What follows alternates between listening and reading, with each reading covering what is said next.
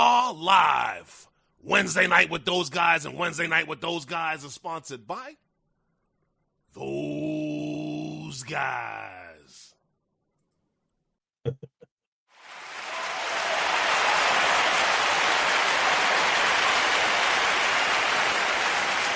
Welcome to Wednesday Night with Those Guys. And this is where we talk about everything in the drone world and promote the usage of drones. And if the weather has been nice where you are, please tell me how the weather has been where you are. And if you have been able to get out and fly your drones. Put it in the chat, guys, for you guys out there in the chat. Put it in the chat. If the weather's been nice for you all, please let me know how the weather is where you are and if you've been able to get out and fly your drone. Lawrence, how are you doing on this Wednesday, as cold as it has been here on Wednesday in New York City? I'm okay, man. I'm okay. It's life is good. Life is good. I have nothing to complain about. Rob keeps rubbing it in from Australia that it's midsummer there in Australia. So he says he's doing great. Beautiful. Brooklyn Jimmy says beautiful, no mosquitoes, but damn, if you're a mosquito and you can live in this cold, you're badass. Yeah, that's right. Gary, what's up? Greetings from our Canadian brother. If there's mosquitoes where you are, there is a problem. Then you're right. You know what I mean? Right. Considering he's on his way home from work. Right. And it's as cold as it is here. I don't think that a mosquito could make it, but I mean that's just my opinion. I mean, greetings from St. Louis, the Drone Dad. How are you? Welcome to the live stream. I could be wrong. I mean, I don't know everything. There's a super mosquito somewhere surviving in the cold. You think so? I don't. In the dirt. John Olson said he just cut wood for tonight's fire. Damn. And he's out on Long Island. It gets a little nippy out there. So you got a fireplace? Nice. I'd like to sit in front of a fireplace. Cold across the pond. Well, Steve SJM, unfortunately. What? He's got a fireplace? John Olson. That's what you said. I heard you say fireplace, right? Yeah. Okay. I got one too. Lauren. If I turn the oven on, right? And I stand there like this and just rub my hands together. Okay. But you know what, Lawrence? I can actually get it up onto the table today without any. Yeah. How's your arm after the operation, bro? I'm good. It's all right. It's just the pain is just in the elbow itself now. It's not all. It's not the whole arm like it was before. All engulfed. I mean, I still have problems with moving my fingers, but I'm good. Okay, all right. I've seen a handful of stink bugs in my house over the past 3 weeks. They said they have the technology to do it, so I'm going to let them do it. Okay. You know what I mean? All right, sounds fair enough. Oh, he said he has one of those Franklin fireplaces. Oh, okay. Well, okay. A fireplace is a fireplace. Yes, I agree.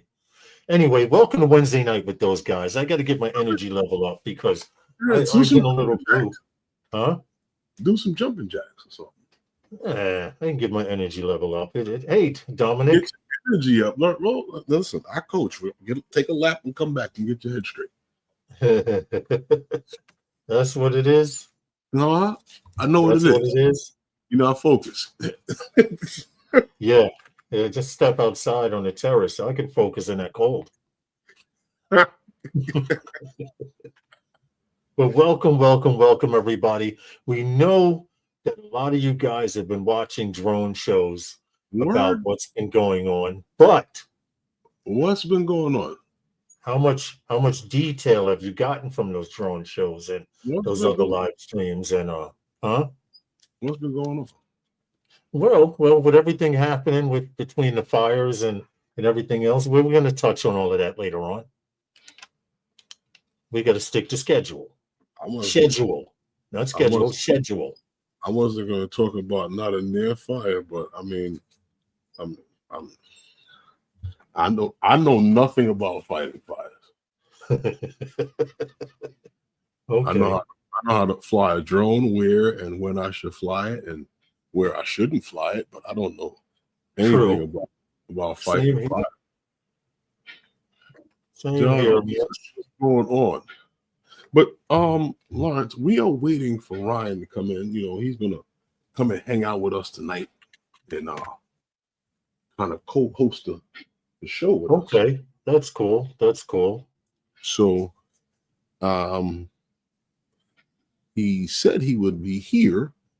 So I'm just waiting to hear from him. I guess how they say it back in the days when it was all everything was all in studio. Yeah. His limo was running late. Uh-huh. Yeah. All right. You mean the car we sent for him is running late? Don't you got rid of that driver?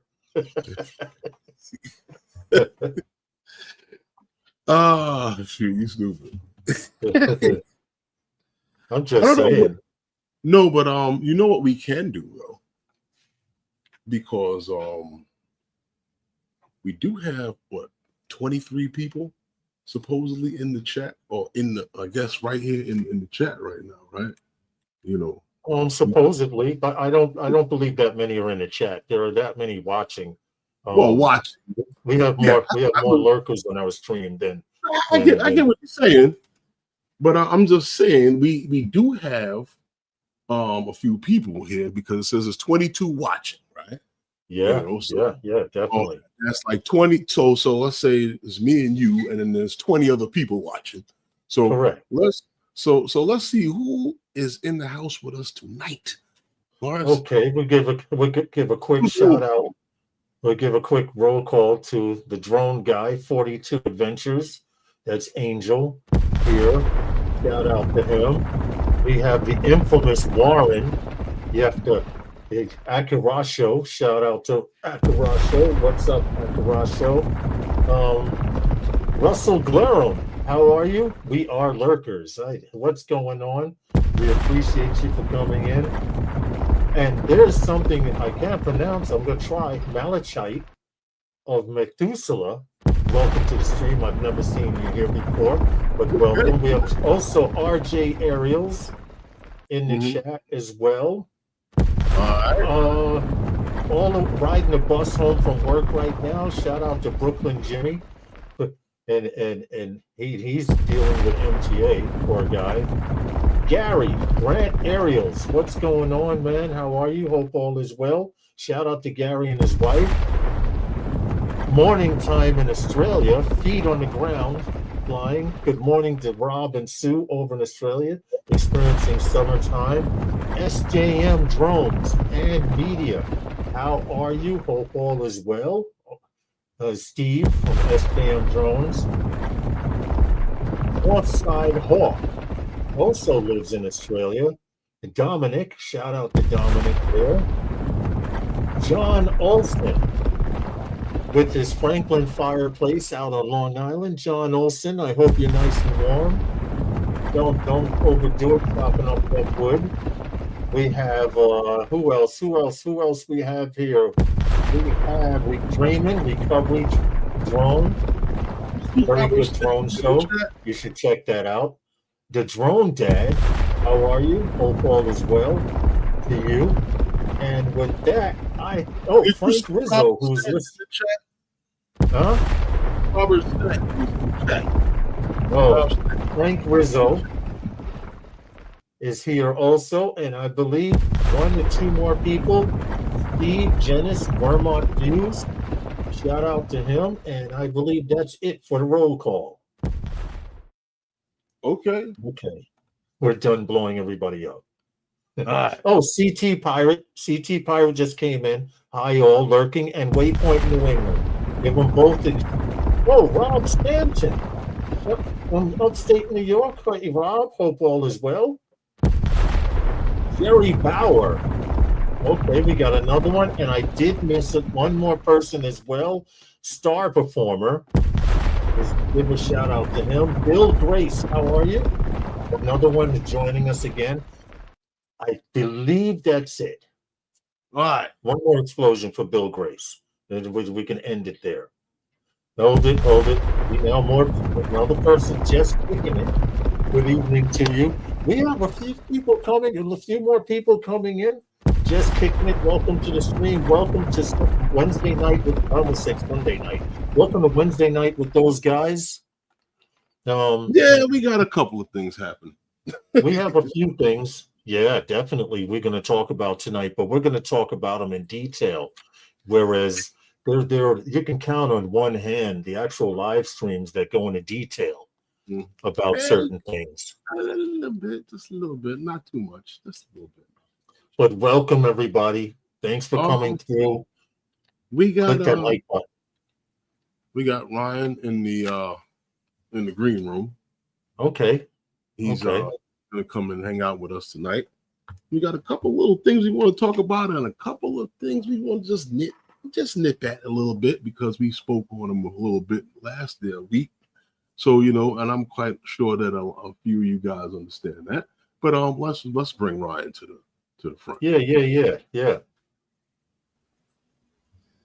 Ryan, and well, hello there. How are you doing? What's up, Ryan? Much better. I was having all kinds of camera and mic issues and the whole works. So I was like, I'm not going to make it. And then I finally got in. Oh, we're glad you're here. We're glad you're here, man. Those of you who don't know who Ryan is, he's one of the very few. Hey, Dan the man. Ryan Matrice is one of those drone advocates for us drone pilots here in the United States. If you can give a brief synopsis of what you do. Just introduce yourself. Yeah. Is what my name is. My name is Ryan Lauderette, and I try to do a lot of advocacy for drones. I've been flying for more than a decade now, and I'm the Director of Regulatory Affairs for the Great Lakes Drone Company, as well as one of the founding members of the Michigan Coalition of Drone Operators. And we do try to tamp down on local ordinances, making sure that states follow their UAS preemption laws. And we do this on a nationwide basis. So I'm pleased to have you guys invite me onto the show because we've got a lot of topics to talk about. Yeah, just a few, not too many, just a few, a couple of things here and there. I mean, like Lawrence and I were saying that, there was a few things we were talking about last week because, the Enterprise edition of the small level of DJI's Enterprise level, which was the Mavic 3 was the last edition of it. Yes. So now I guess that they've really separated the Enterprise from the that hurts. It's from the consumer, the prosumer, the consumer, and this what we would call from the workhorse drone to the cinematic shooter. So they've made it all a Matrice series now. So I guess this new Mavic that everybody's looking for is going to probably just be a cinematic shooter, I guess, right? So I don't know. What do you think? I don't know if it's going to be cinematic. I mean, it will be, but it also looks like it has thermal. It looks like it's an all-in-one inclusive unit for prosumer level versus professional level. As far as the Mavic was considered, not the Matrice one, but well, so the Matrice was considered, the Pro, and now it looks like they've combined the prosumer and the Pro. So you get an all-in-one kind of concept. I don't think there's going to be any more of these Mavic Enterprise editions. It's all going to be Matrice. I think so. I agree. Yeah. I agree. And it's actually kind of smart because they're basically doing what stores are starting to do now. Let's see who the professional consumer is, and let's see who the newbie is. and let's just separate the oceans. You know, it's a good idea. What do you think? I mean, I think so. It's a way to sell more drones now, even more. But what I wanted to ask you though, Lawrence, the O4 air unit. That was another thing that was released last week that we spoke on, and I don't know.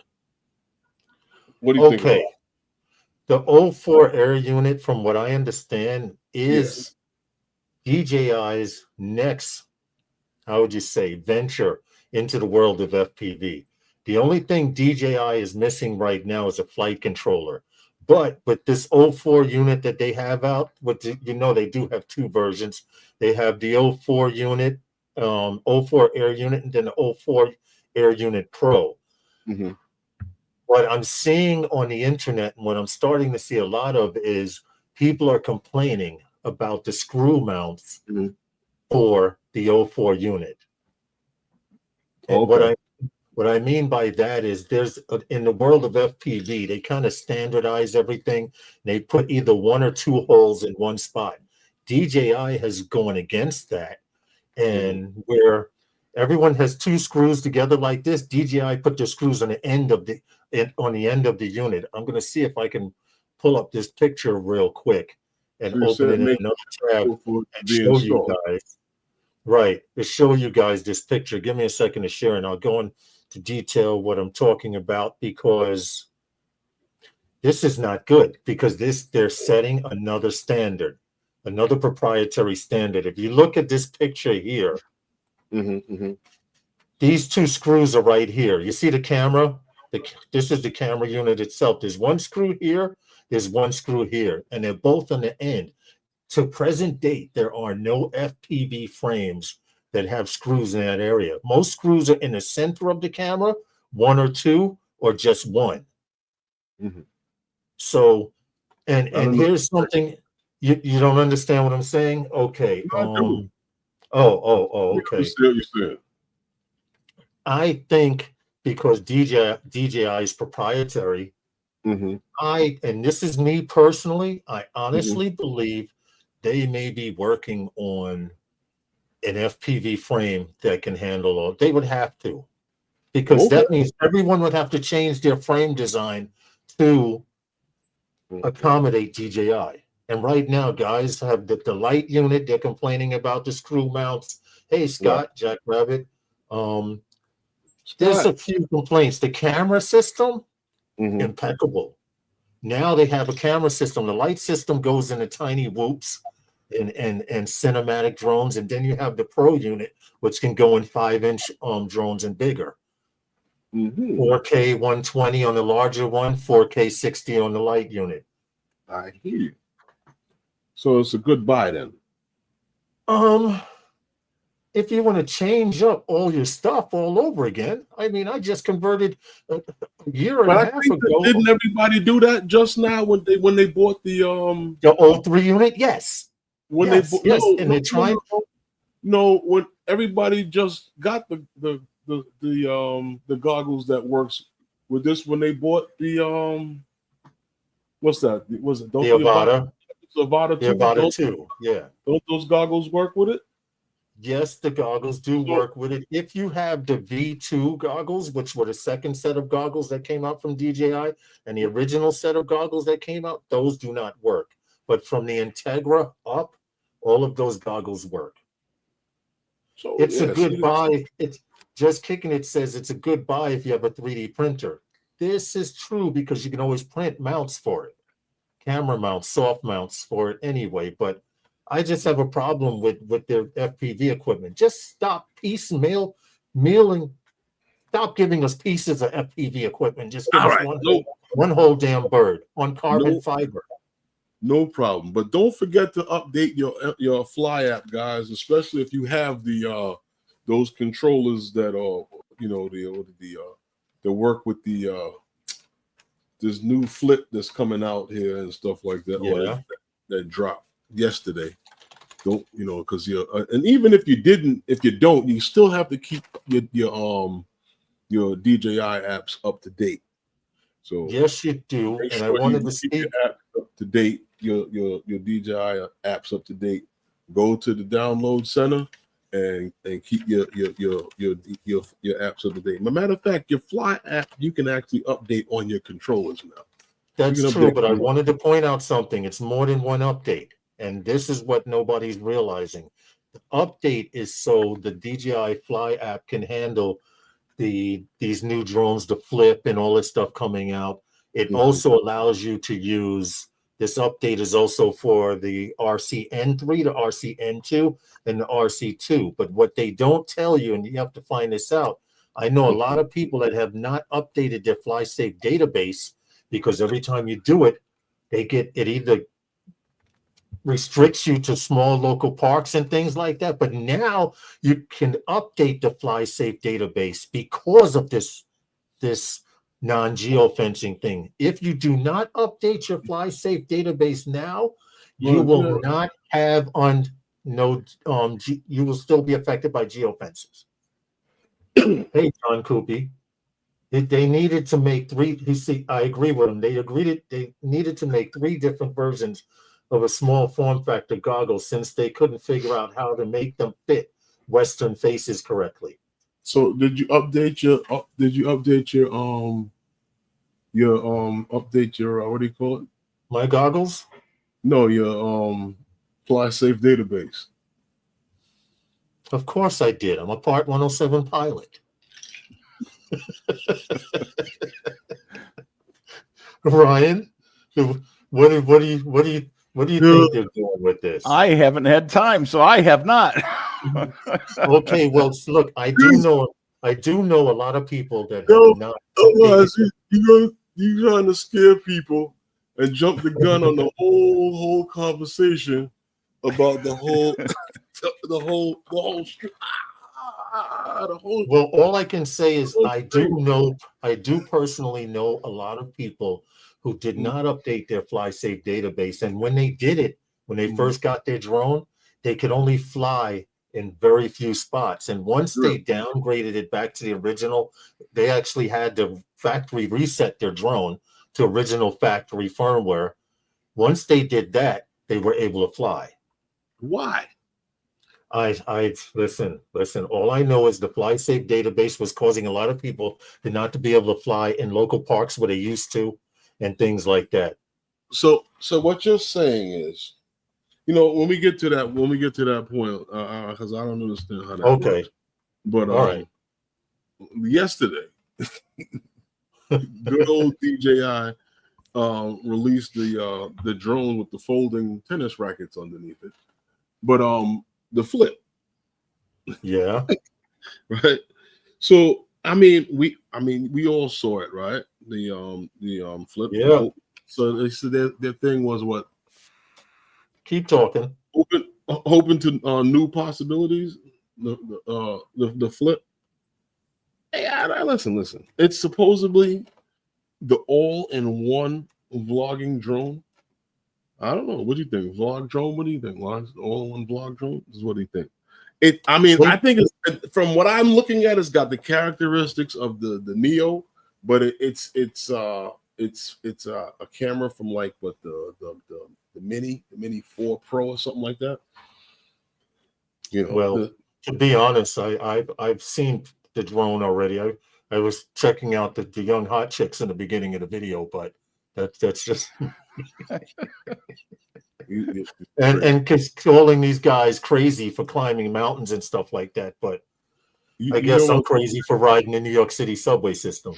You know what's crazy about that?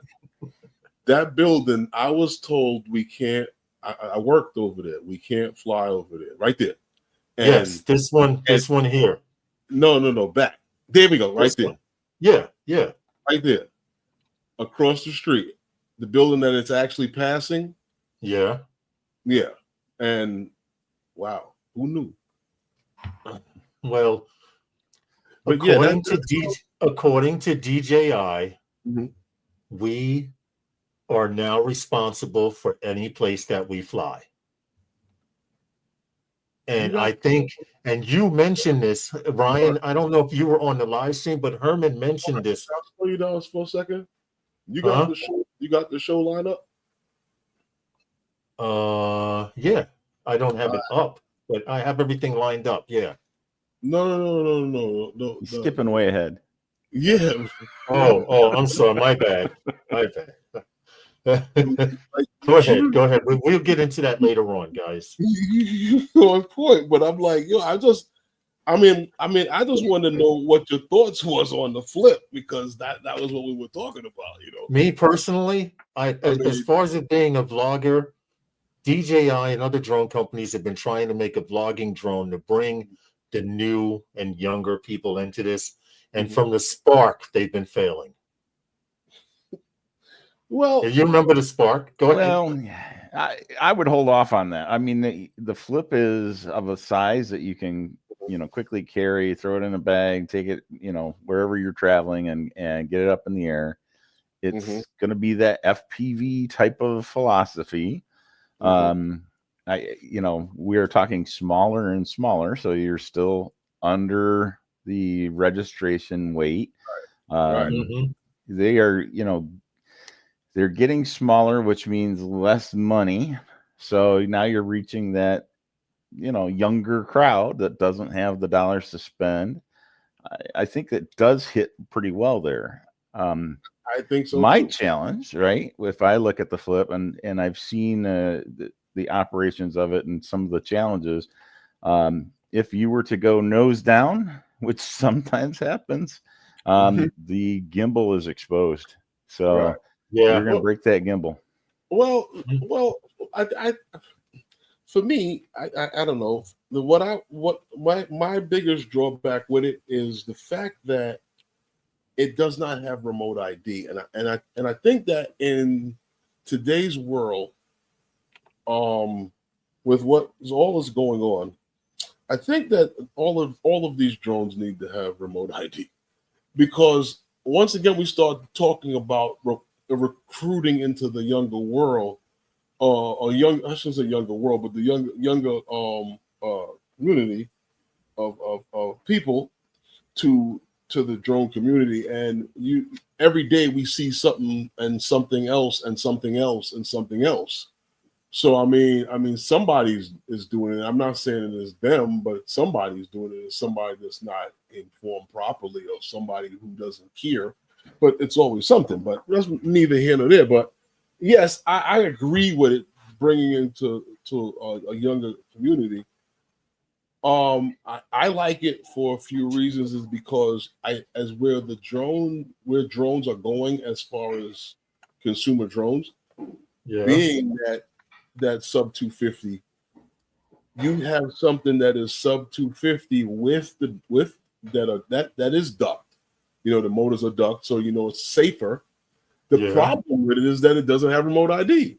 So so it kind of defeats the purpose of running out to say like somebody like it might say, oh, I'm going to get it because it has, but it doesn't have remote ID. But that's okay. But it's cool. It's nice. It's a nice little drone. That's a good fitting in. They're fitting in where other companies are slowly converting. There's actually a company out there called Sub 250, and all of their drones are Sub 250. This is where the consumer. Listen, I say what I'm saying. The consumer drone pilots, that's where they're heading with camera drones, sub 250. They're going to make it, and I believe this honestly, so that if you want to fly a drone, okay, you can fly a sub 250 drone. And it is time for our first sponsor already. I'll make sure I'm on point now. Have to be on point, and I'll finish what I'm saying. Okay, whatever. For drone news and tech talk, tune in every Wednesday night, 5 p.m. Eastern Standard Time, to Wednesday Night with those guys. I hate those two. Got something to say, right? Yeah, I know. I'm getting tired of them too. But anyway, getting back to what I'm saying, from what I've been observing, and maybe Brian and you, Herman, could confirm this, they're making more sub 250 drones. If you count from the mini up to present day, they have a lot of sub 250 drones out there for people who just want to dabble in the art of flying drones. That's cool. I mean, there's good reason for it too, right? So we're talking sub 250. They've done every study imaginable to say, look, these are not a harm to persons on the ground. That's why you're allowed to fly over people. They're not really a danger as such to the airplanes in the sky. The no catastrophic damage is going to be imagined by those. So just the airplane wings. Well, but again, not catastrophic, right? So catastrophic is what they're after, to make sure, hey, you can take a dent in the airplane wing that you're still flying, and that's important. Yes, I agree. And I think it's kind of interesting. I'm, hearing Herman say, gee, we need remote ID on everything. How many months ago were we on these streams and saying remote ID is going to be bad for the industry? Let's get, take this thing out, right? And I'll tell you why, because where the industry is going and what we continue to see, like, well, what are we doing? I mean, this is good. If they're trying to attract more people to put them up in the sky, these things will be all over the place. You still cannot fly over people with the sub 250s without remote ID.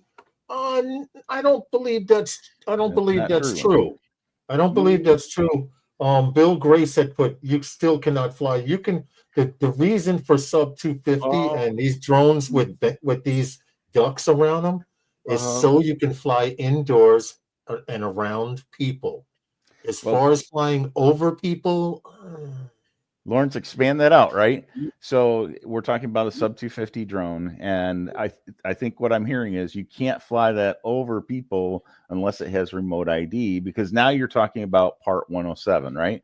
So if it's Part 107, it doesn't matter the weight, you have to have remote ID. However, show anybody where there's restrictions on flight over people in 44809. There's not, right? So a recreational flyer, hobbyist, they can fly over people, right? But they have to be following a CBO safety guidelines, right? There are some CBO safety guidelines out there that do allow for flight over people. Right. So yes, you can't do it in Part 107 unless you have remote ID, which, by the way, there's a remote ID, nodule that's, a couple grams to still keep you under the weight, right? So we say sub 250, it's not really sub 250. It's 0.55 pounds or less. Yes. So there's really 4 more grams in there. It's 254 because the FAA doesn't round up. So you can go up to 0.559999999, right? But it's when you get to 0.56, boom, you cross the line. You cross the line. I wanted to put a question in the chat. Do people out there prefer flying drones like the Mini and sub 250 drones, or do they prefer flying the larger drones? Because it's going to come down to that eventually, where you fly one or the other. Well, I personally feel that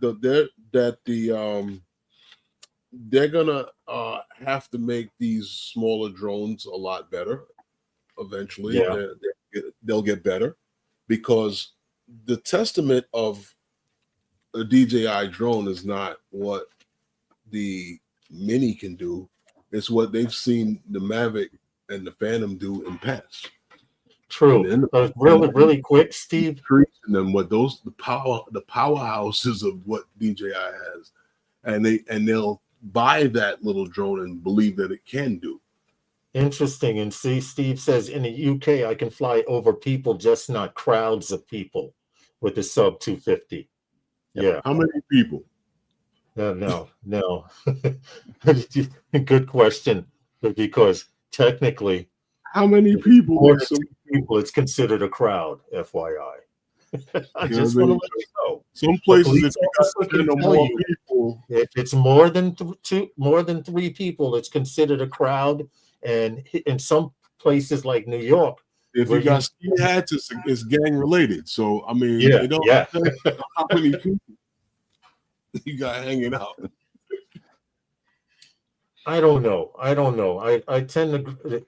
John Kuby says I tend to grab sub 250 models more than any of the other drones these days, simply because I can fly them in peace in more places without scaring the blank out of people with something like a 5-inch.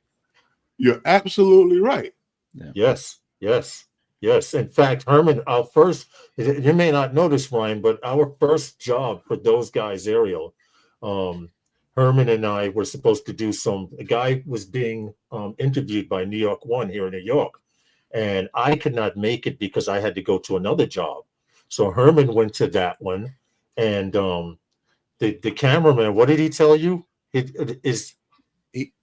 Will the drone interfere with the microphones? The microphones. Right, because Herman had intended on flying his Mavic 3. I can move a little further away, but he was like, you're still when he heard the propellers, he was like, nah, the mics are gonna pick that up. I was like, all right, I got one for you. And he pulled out the Mini. Pulled out the Mini 3 Pro and started it up. And he was like, that's cool. Yeah. So it has. He asked me how close do I need to get. I was like, I don't need to get that close. Right. So there are advantages to flying sub 250 drones. They're less intimidating to people, like John Kupi said. I know when I'm flying my 5-inch along the beach over the water, some people don't even notice it because I'm going by so fast. And then some people are like, oh, what was that? But when I'm flying my little Pavo right here, little 3-inch drone, see, people don't even look. They don't even look a second time. But they can see that. They can see it, but they don't look. It's not the big one. They can't see it. That's just weird people. They it's can true. hear it. 250, less attention, noise to people, get annoyed and stuff. That's true. Anyhow, well, people do. But most of, I don't know. I'm in the middle. All right, in the middle. I'm in the middle. Because you can do a lot of the things with these sub 250 drones that you used to be able to do with 5-inch drones and larger now. I didn't know it was as big as it was, though. What? The drone. Yeah. I mean, yeah, because you're folding out the props. Yeah. Yeah, and those bicycle spokes. Somebody said, "Will it spin? Will it still spin if you put a card between them? To get that sound." Man, you guys need help.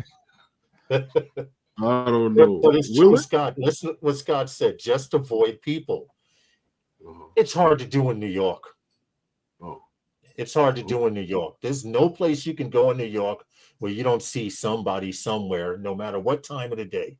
You figure you're creeping out with your girlfriend at 1 a.m. Nah, hey, Herman, how you doing? That's just how it is in New York. That don't happen to me.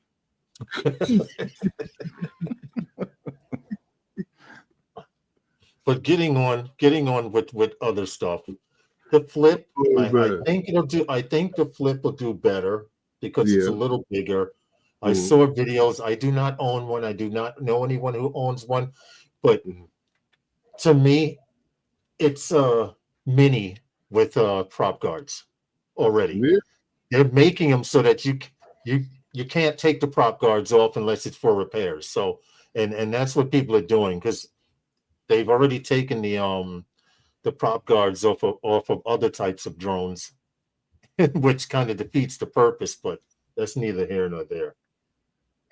Well, In Vermont, we have to work hard to find people up here. In Vermont, yeah.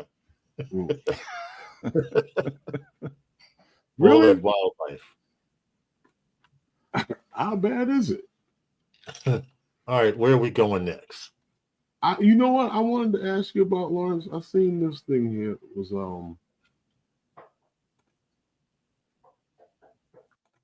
I don't know what you make of that. Mavic 4 Pro, put it back up. I was in another screen. Oh, Mavic 4 Pro might be over 1 kilogram, but news for European pilots. but it has 52 minutes flight time, 48 minutes hovering. You know what? As much as I hate to say it, I would really, really like the Mavic 4 Pro, but until I find out where the United States is going with this drone game, I'm not going to purchase it. What about you, Ryan? It's the ultimate drone. They finally giving us the ultimate drone. Built-in ND filters, an hour flying time, 52 minutes flying time. Oh man, you know what though, Lawrence? What would you do with 52 minutes of flying time? I'm barely handling 46 now. I said, he said you would fly like a newbie. Yeah. Yeah. Yep. That's exactly it. I'm not staying put for 56 minutes. I mean, for 52 minutes. I'm going someplace. And here's even more, Ryan. Think about this. The Fly More bundle. You'd have an hour and change of flight time. I mean, unless you're in Hollywood and you're reshooting a scene over and over and over and over. Dude, 46 minutes. And I'm at the point where I think that DJI should make batteries and not just throw it all into, say, one battery and say this is the battery for that drone. Because 52 minutes. You said 50, how much? 50 what minutes? What did you say? 52 minutes. 52 minutes, right? Yeah. Flight time, right? What are you going to do with 52 minutes of flight time with a Fly More bundle with 3 batteries in it? I'm like, well, what were we doing? Brian. I mean, and this is like to say for like the average guy just buying something like that. I'm like, let's be for real. You're really not flying that in one sit. Got a question for Ryan. That's batteries all day. That's true. A question for Ryan. How does he feel about the future of sub 250 gram? Any predictions if it will stay or go? Oh, I absolutely think it's here to stay. I think one of the things you can look at is like Japan, right? So if you look at Japan, if you're to take and put 2 laptops right next to each other, and one is a beautiful 17-inch screen, high definition, HD, megapixels, the whole works, right? And you put a 9-inch screen against that, you know which one's going to sell out the fastest? The 9-inch screen. The 9-inch. Yeah.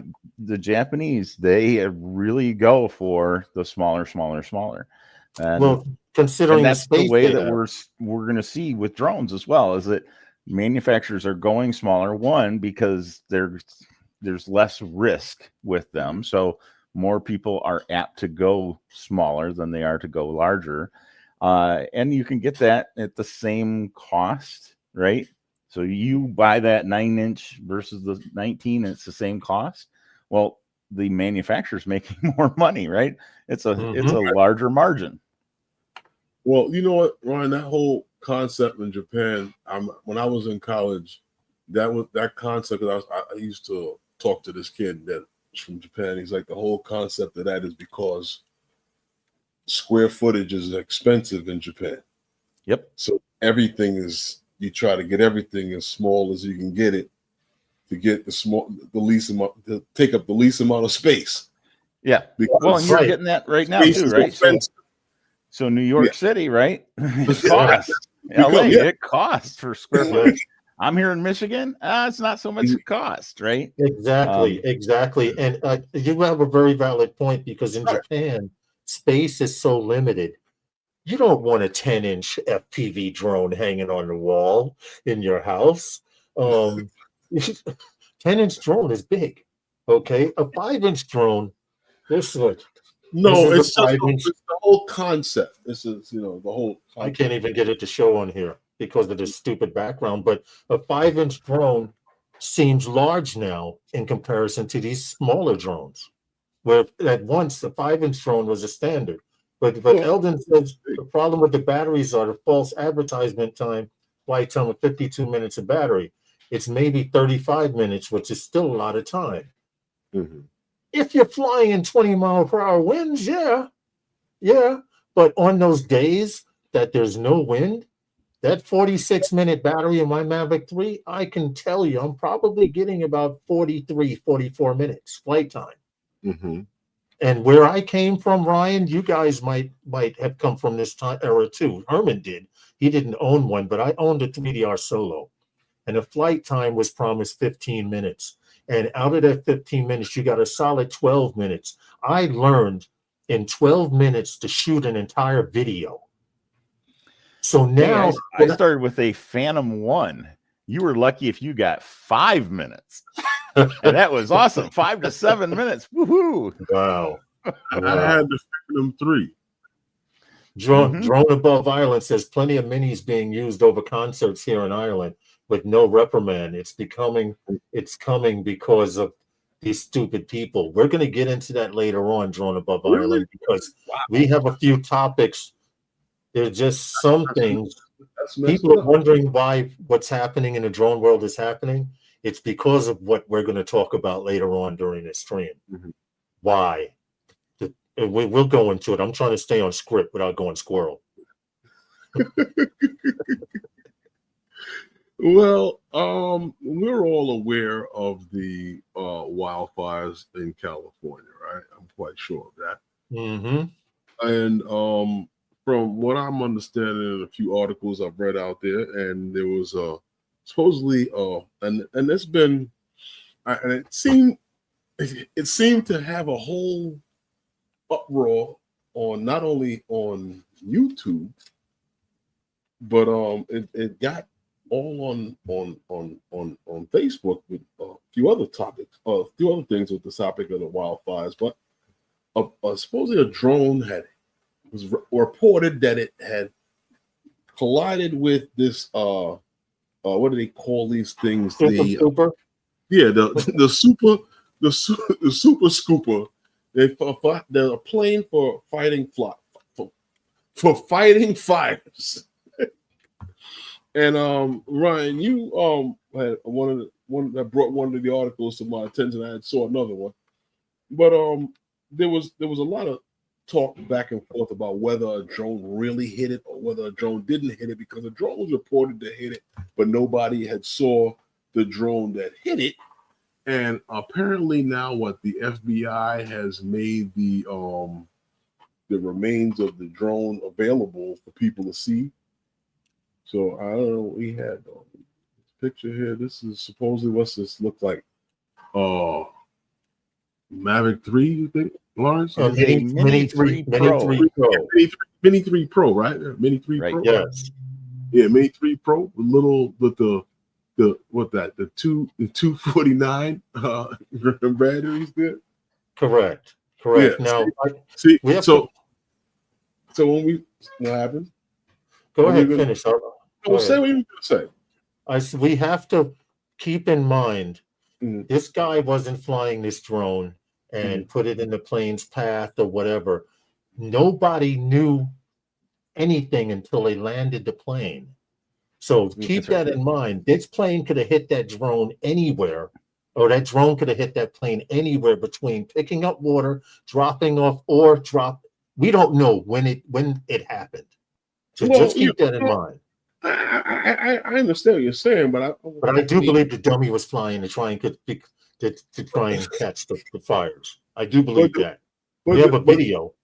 But the TFR was the TFR. I mean, we have. I have a couple of pictures of the damage to the plane. Yeah, I think, Lawrence, you do bring up a good point, right? So when the plane landed, that's when they discovered the hole. That's when they found the drone embedded in the wing. A maintenance crew. Right. And yes, the presumption is that, hey, somebody was filming the fire and that's when it was hit. We don't absolutely know that, right? It could be at the takeoff point. It could be outside the TFR. We don't know. I have something to show. I have a video to show. I want you guys to listen to this because we will hear what's really going on with those fires there. Let me just cue it up real quick. And I want you guys to listen to what this lady has to say, word for word, because she's very thorough in what she's about to say. And this has to do with drones flying the fire. Okay. Over the past 24 hours, the Los Angeles County Fire Department You have audio? has detected more than 30 drones flying within the temporary flight restriction area of the Palisades fire incident. When a drone is detected near manned firefighting aircraft, operations must be suspended. This disruption compromises structure defense and critical life-saving efforts. The Los Angeles County Fire Department is utilizing advanced drone detection sensors and software to identify the drone operators. Local law enforcement and the FBI will be dispatched to enforce federal laws, which may result in citations, fines, or arrests for Listen to violators. this part. Please remember, when you fly, we can't. It truly puts us all in danger. If you're looking for any updated information, please rely on these 3 vetted sites: fire.ca.gov, LA County's website, fire.lacounty.gov, along with lafd.org. Please be safe and let us do our jobs. Now, it's this. Oh, let me stop sharing. This is important because I saw another clip. What happened? Oh, Ryan's back. Oh, welcome back, Ryan. This is important. This is important because that same lady doing that same recording said, since the fire, we have seen, and it's been reported, 23 different drones trying to get pictures of these fires and things like that. 23. So 30. 30. Yeah, okay, 30. so okay, so right. So now if you guys are wondering why they want to stop hobbyists from flying, this is one of the reasons, because I honestly don't believe a Part 107. Maybe I'm wrong, but I don't see Part 107 pilots. I know. I don't see 107 pilots risking their certificate to get footage of these fires. I mean, Okay. I'm hoping. I can tell you otherwise. I think that was one of the things that was really surprising was, and Kara Murphy was the one who was the first to point it out. She found posts by several 107 pilots of burning houses, right? And they were well within the TFR range. And she went to ask them, hey, what are you doing? You're flying in TFR. And their response was, well, I was staying low and I wasn't anywhere near where airplanes were. And they were trying to justify their operations in a TFR to get the clicks, to get the views, to be able to sell footage. And that's part of the problem that we're dealing with, is that it's not just on hobby side. It's not just on the recreation side. It's professionals who are saying, I can look the other way because I can make $1. Wow. Yeah. It's sad, but all I can say is there's too much of this going on. Is it? I mean, too much of this really going on. We have how many, off the top of your head, how many drones do you say are flying around the United States at any given time during the week? And I'm talking in the middle of the summer across the United States. I guarantee you it's 10,000 plus. Easy. 20,000 plus. Easy. Yeah. 30,000 plus. We may be talking maybe close to 100,000 drones. You know why? And that's at a minimum. I'm being light about it because how many people have applied for Lance? Millions. So now think about how many have not applied for Lance. That's got to be double. The guys that are doing those things. Exactly my point. Hey, Barkley, what's up? Create shorts. Yeah. Well, listen. I see it. I hear it. I report it. I share it. I mean, what do you mean? The point I'm getting to is the thing with the plane. I mean, like the woman in the video said, if you fly, then we can't fly. You're putting lives at risk. We've seen the devastation that these fires have done. there's no need for any drone pilots to be out there. It's the same thing when he said that there was 6-foot giant drones in New Jersey and hovering over politicians' houses. The first thing that guys did was took to the air with their drones to see if they can see it. Yes. If they tell you guys, if they tell you guys that don't go over here, don't fly over here, somebody will go over here. They could just wait for you guys and just shoot you down.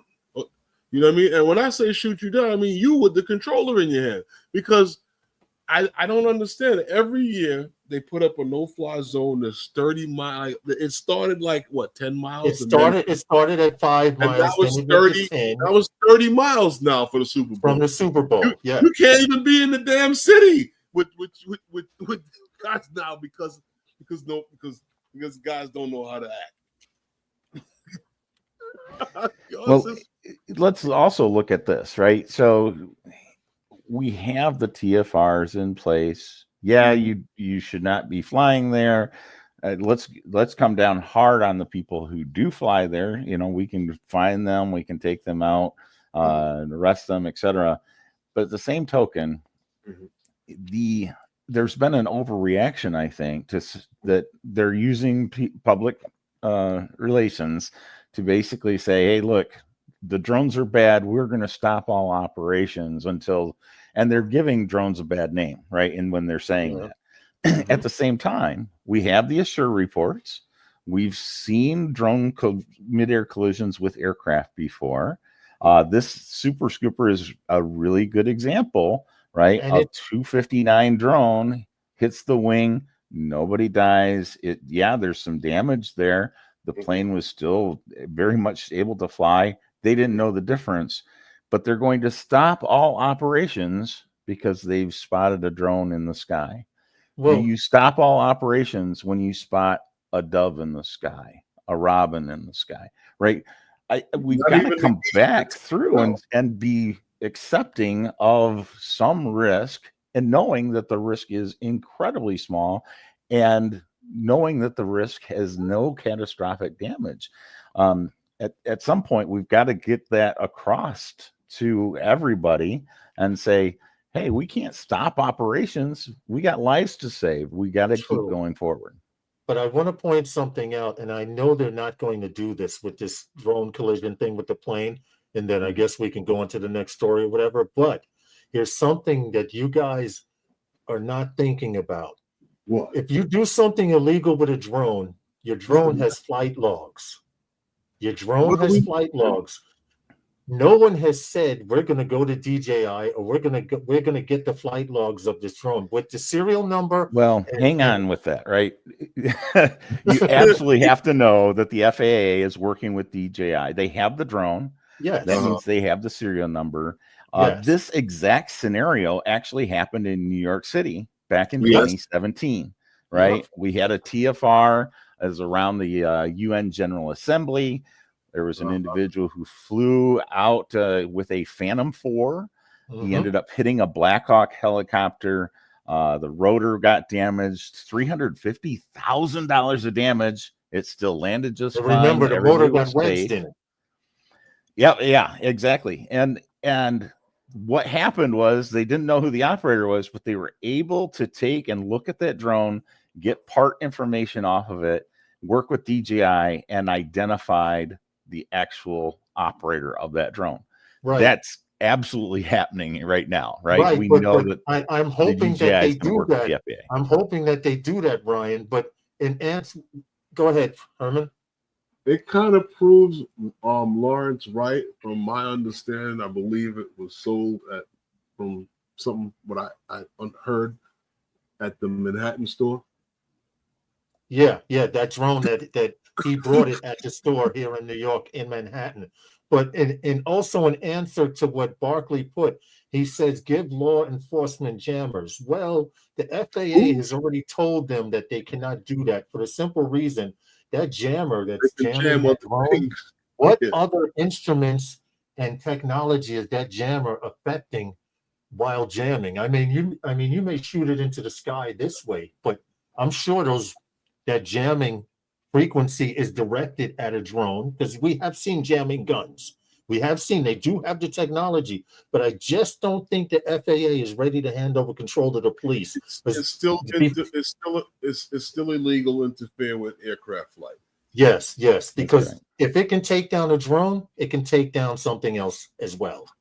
And the concern is, if you're going to use a jammer, right, where's that drone going to drop?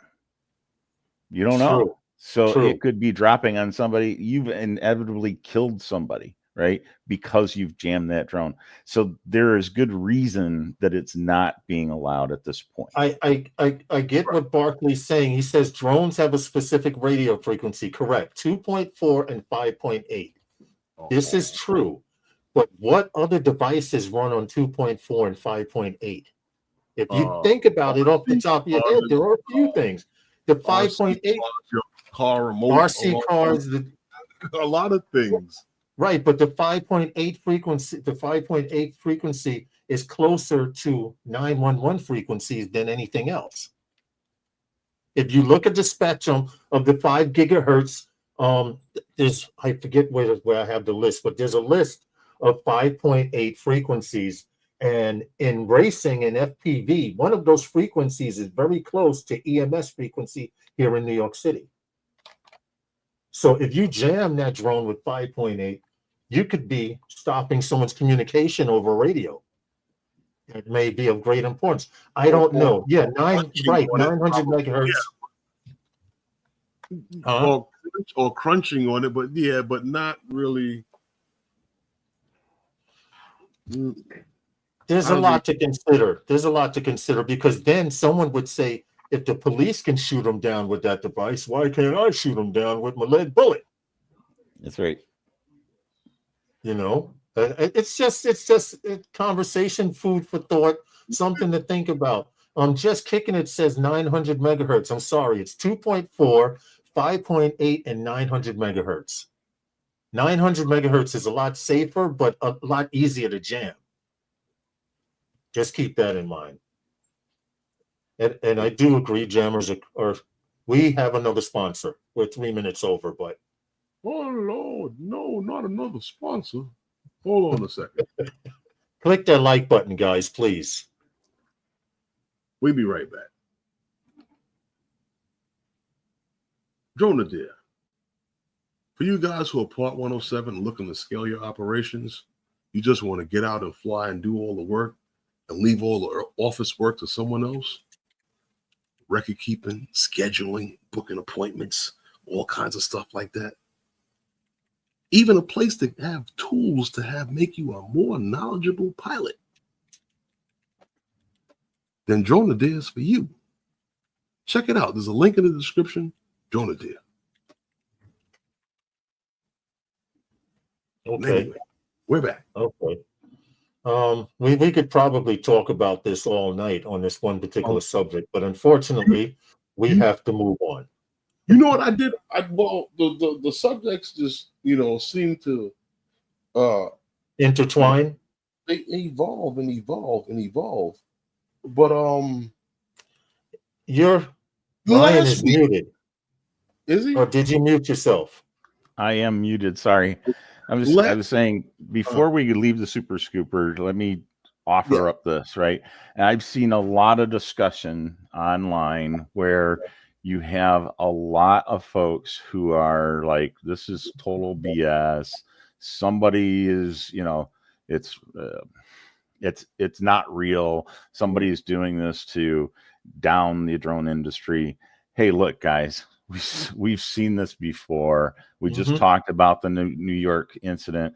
When that incident came out, I can tell you there was a lot of skepticism at that point as well. I was a skeptic. I will tell you, I even talked to the helicopter pilot personally in that matter.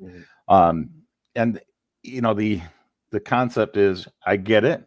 We're all defensive about our hobby and industry, and at the same token, this is a real event. We have to understand that. We've seen this exact same type of damage with a drone going through a wing before. Yeah. Embry-Riddle University did a study. They did a Phantom 2 and they shot it at a wing, the damage in that looks the exact same as what you're seeing in the pictures here. So, let's take a step back and say, hey, look, this is a real thing. This is wrong. Let's find the culprits involved. If you know who it is, hey, let's talk to them, have them turn themselves in. If they aren't going to, hey, at this point, do snitch, right? This is one of those key things. We need that person to be held to account. One last thing before we change the subject, and I want to point this out to, I know DJI doesn't watch our live stream, but if word ever got out there, they need to do it just like they do cars. You're not allowed to drive your car unless you have a registration and a license. You need to be able to take that trust test that they give you is not enough, because not everyone's taking a trust test. And I know there are people going to the store saying, oh, they finally brought down the price of this drone. Let me buy this drone. They're taking it home. They're registering it. They're upgrading it. And they're not doing what they're supposed to ensure that nothing bad happens. And therein lies the problem. Too many people have access to drones that don't have a clue of how much you have to know before you fly these things. There's no course they give you. There's no books you can read. There are correction. There is a lot of literature you can read, but no one's saying when you buy this drone, you have to do this, you have to do this, and you have to do that. They're just selling a drone. You're right, but how much of that was there when you got into the industry? When I got into it, I knew enough to know that I needed to register my drone. I knew how much stuff was out there to tell you. Not as much as there is now. I'll say look at it in a different light, right? Yeah. We see this constant conversation of, well, you have to take the trust or Part 107 before you buy the drone. Well, let me offer up. You can buy a car and be 12 years old. You don't have to take driver's training. You don't have to have a driver's license. You can buy a yacht. You don't have to do any boater safety. So you can't force that on the retailer, right? To be able to say, oh, where's your license before you can buy this? Even alcohol, when you go to the store, you do not have to show your ID. There's no legal requirement to show your ID to buy that alcohol, right? Yeah. Instead, they've forced it on the retailers to say, you need to make sure that customer is 21. Well, how does that retailer decide that? They look at my gray beard and they go, he's 21, right? Yeah. Or they look at the kid and they go, oh, you're not, show me some type of proof that you are. So we have to take that away from the retailer. Now, if we go to the manufacturer, same difference. The manufacturer is saying, hey, wait a minute. We don't know who's buying these things.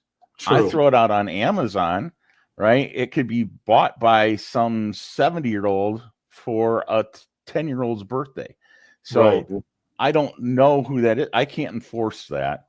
I think one of the key pieces that DJI did, right, is if you go to set up your drone, the first things that you get are a safety questionnaire. So it's trying to give you that incentive to say, I want to fly. I have to get through these questions first. And then it does mention, oh, yeah, you need to, do your trust or what have you. Right. I think what Lawrence wants to do is to brick their shit so that way they can't take off. If they can't pass it's hard to do. It would probably never happen, but these are just steps to help prevent you. Because if you have to go through all of this stuff to get the drone started, you're either doing it as a hobby or you're trying to get into the hobby. You want to, just like you study for a driver's license, you want to invest in what you're doing. There's no simple way. Questions to the trust test and brick the drone until you answer them all correctly. Right. Give them a QR code that you have to scan in the drone box or on the drone box. Put a QR code. We all use it. Or we all use QR codes. Put a QR code and it take you to a site, and you gotta either register it or I don't know. What is the answer, Ryan? There is none. we could go around on this topic because this has been something that's been discussed, I don't know, for the last 10 years. Yeah, that's true. And if the FAA hasn't figured it out, why the hell will we? Right? Well, I mean, listen, and this is every single live stream that's out there, because somebody even came here and did it. There's that guy that goes out to Best Buy and buys a drone, right? They always blame the guy that went out to Best Buy and bought a drone and just took off, right? As if that guy don't know what the hell he's doing. Yeah. You know, I bought my first drone at Best Buy. You know what the second one at? Best Buy. You know, here's the thing. Lady at Best Buy, she comes to the live stream sometimes. She says to me, she goes, "You have to register it." I said, "What do you mean register?" She goes, "You got to go online." She goes, "I don't know where you got to go, but you got to find out where to register this thing." He goes, "Because if they come up to you and you're not registered, they're gonna take it away from you." I'm like, "Who?" She said, "The police." She goes, "This thing has to be registered." So you she knows more than millions of other salesmen before you can go out there flying it. So I'm like, okay, I went and researched and went on you, because where is it? If you don't have the instruction manual, go to YouTube, go online. It's online somewhere. You know, so I went to YouTube and I said, "Whoa, there's a bunch of videos out there on how to fly these drones." You know, so I went and checked it out, and I started watching more and more videos on how to do the whole and that's when DJI used to put out those little setup videos on how to set your drone up. Everything started. And that's how I found out how everything works and how to go about registering your drone. Half Chrome is right. Passing the trust test doesn't make someone a safe pilot. No, it doesn't. Neither does passing your driver's license. Well, neither does Part 107. Right, because driver's license, like I told you, Lawrence, is minimum. Or 107. Mm-hmm. Yeah, you're right about that. But we have to get moving, guys. Yeah, because last week, right, there was another drone. Another incident that supposedly delayed the Steelers Ravens playoff game. Yeah, right? Ryan, what was going on with that? Because I was actually watching the game when it happened. What's interesting is this is the second year in a row that Baltimore Ravens have been in the playoffs, and along comes a drone to stop the game. Right, second year in a row. So there was an individual who was flying. They did not fly over the stadium, so that was a good thing. But they did fly above the stadium, so the drone was spotted. NFL security, they took action right away to stop the game and then make sure the drone came down. So inevitably, I think we're going to see some more details as to who that person was, that they would have been detained and have an enforcement action. So you believe they did catch the guy? I do think so. Yep. Okay. Now, at the same token, I think this starts to weave a web and interrelates with the Super Scooper. And that's what I really want to focus on, right? Yeah. Is that whenever there is a postseason or regular season game in the NFL, that stadium is under the stadium TFR. So TFR is around there, you can't fly in it. Same thing we have with the Super Scooper. It was flying in an area that had a TFR. Now, what I hear from a lot of people, my DJI drone won't launch if I'm in a TFR. Not true. They believe that. They rely upon that. And it's not true, right? Yeah, not true. In some cases, it is. In some cases, you have the updates from the safety database and the TFR is recognized and your drone motors are not going to turn.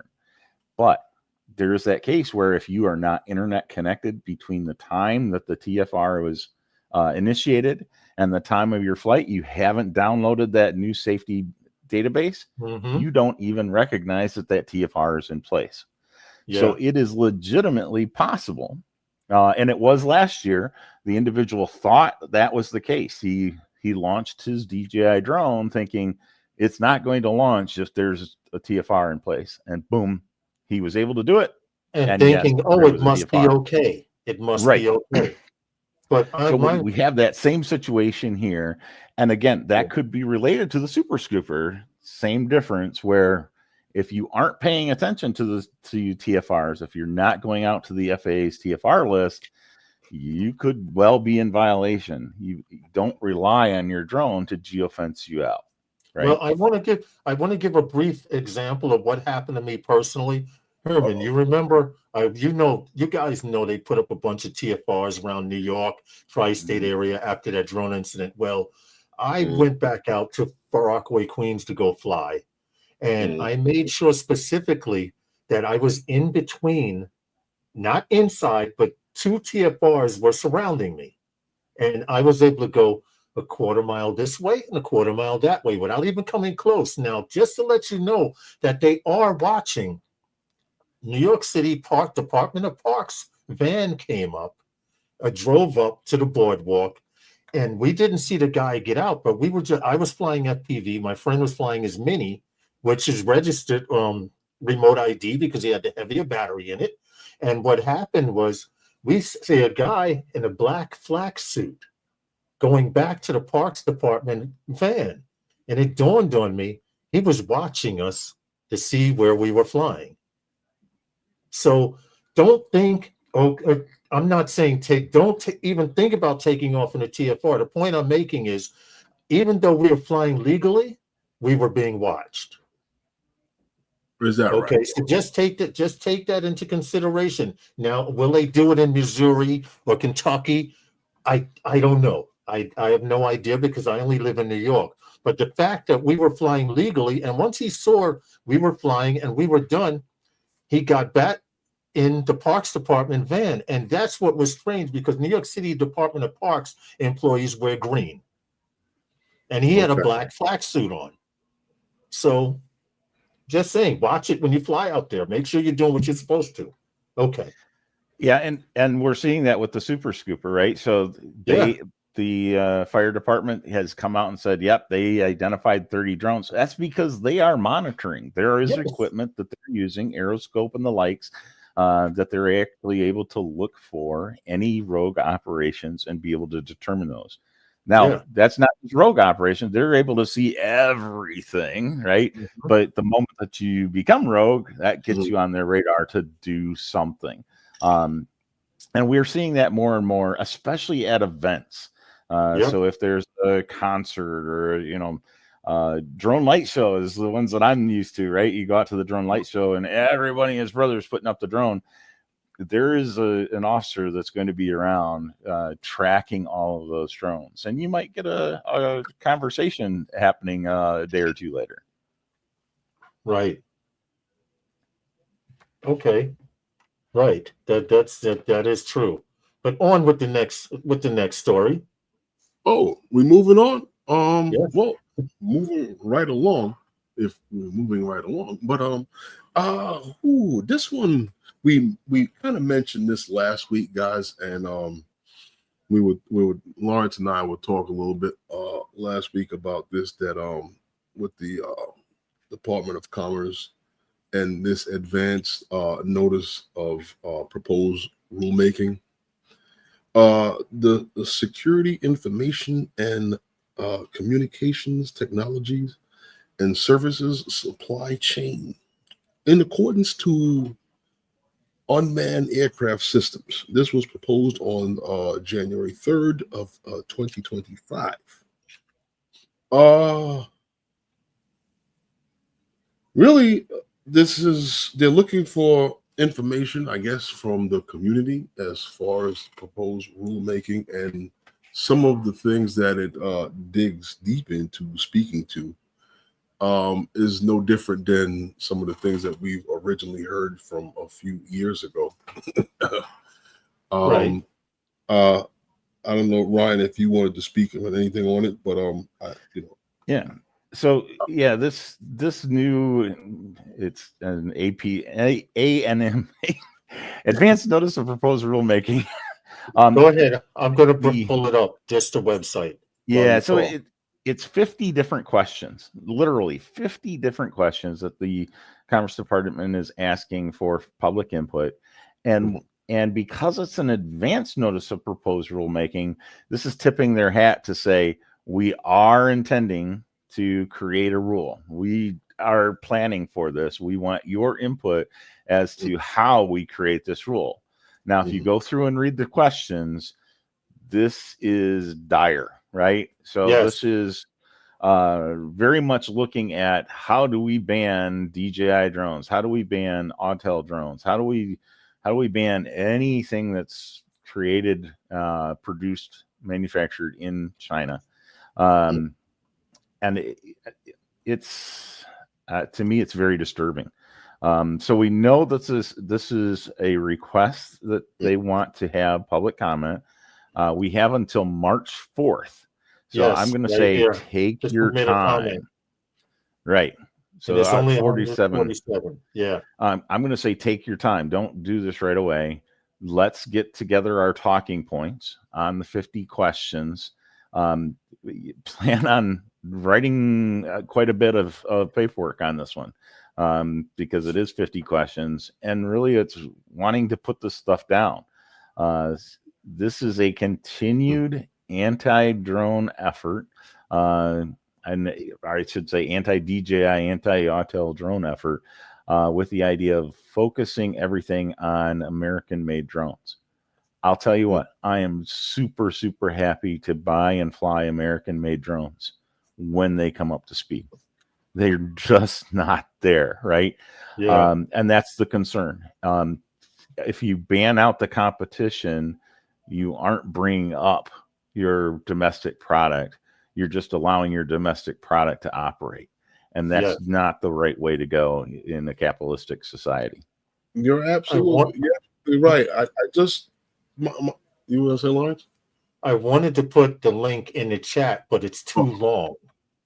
So what I'm going to do is copy and paste this little text here. And if you put this in Google, this and should pop up. Make a QR code. Yeah, see? Yeah, exactly. That right there. If you copy and paste that and Google it, it should come. In fact, let me try it while we're talking about it. But you guys go ahead. Well, what I wanted to touch on it with this is what it does come up first. What bothers me the most about it is that their thing is the cybersecurity, and what do you have there? This is it right here. So if you do copy and paste securing the information and communications technology and service supply chain unmanned, if you copy it, the link will come up. But like Ryan said, do not be so quick to answer those questions yet.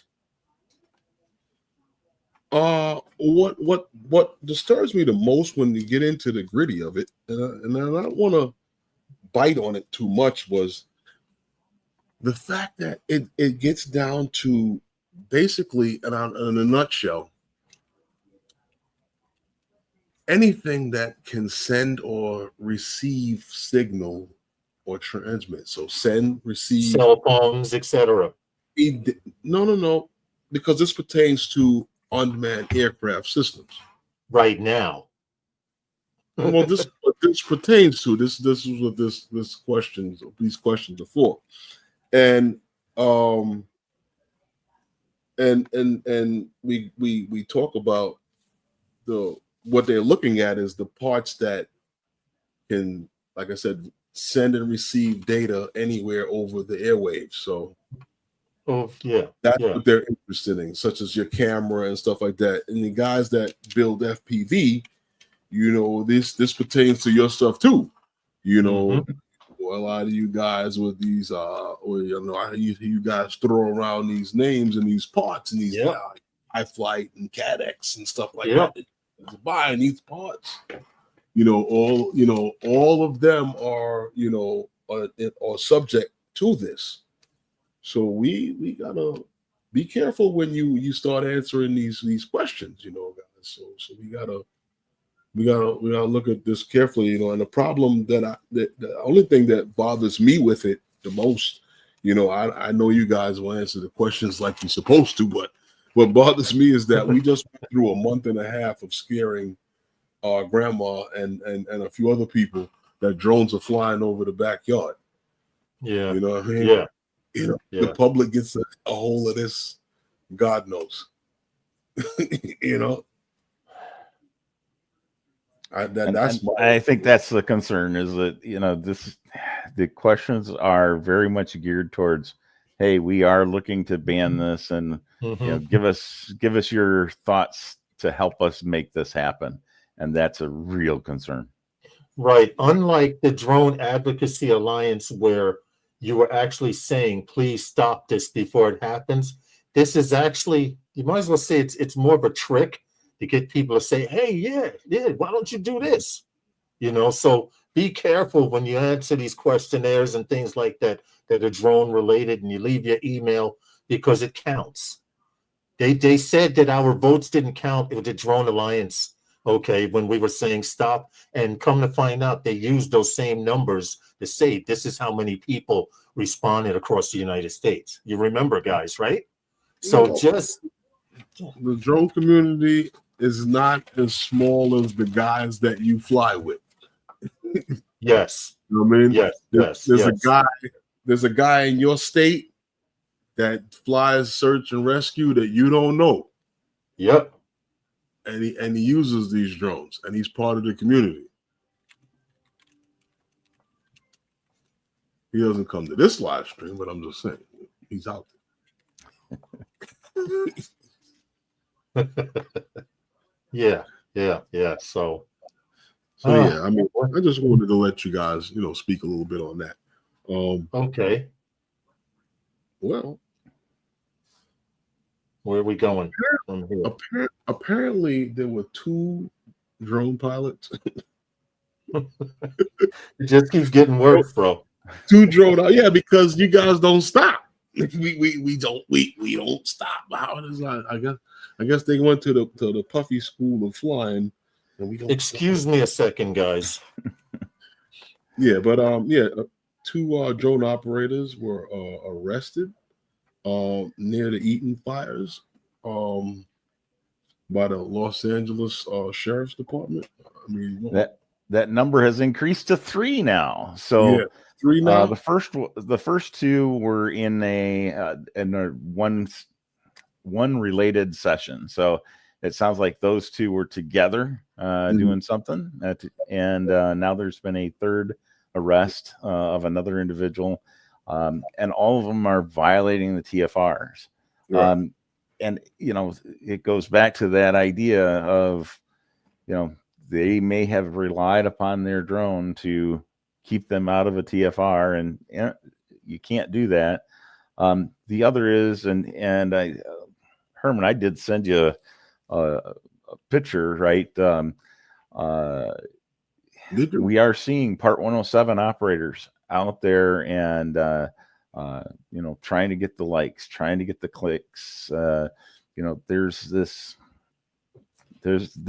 understanding. This is the greatest disaster in the nation's history. This is going to be the most costly disaster, the most widespread disaster. And so everybody's like, oh, I can take a picture, I can take a video and sell that to the media.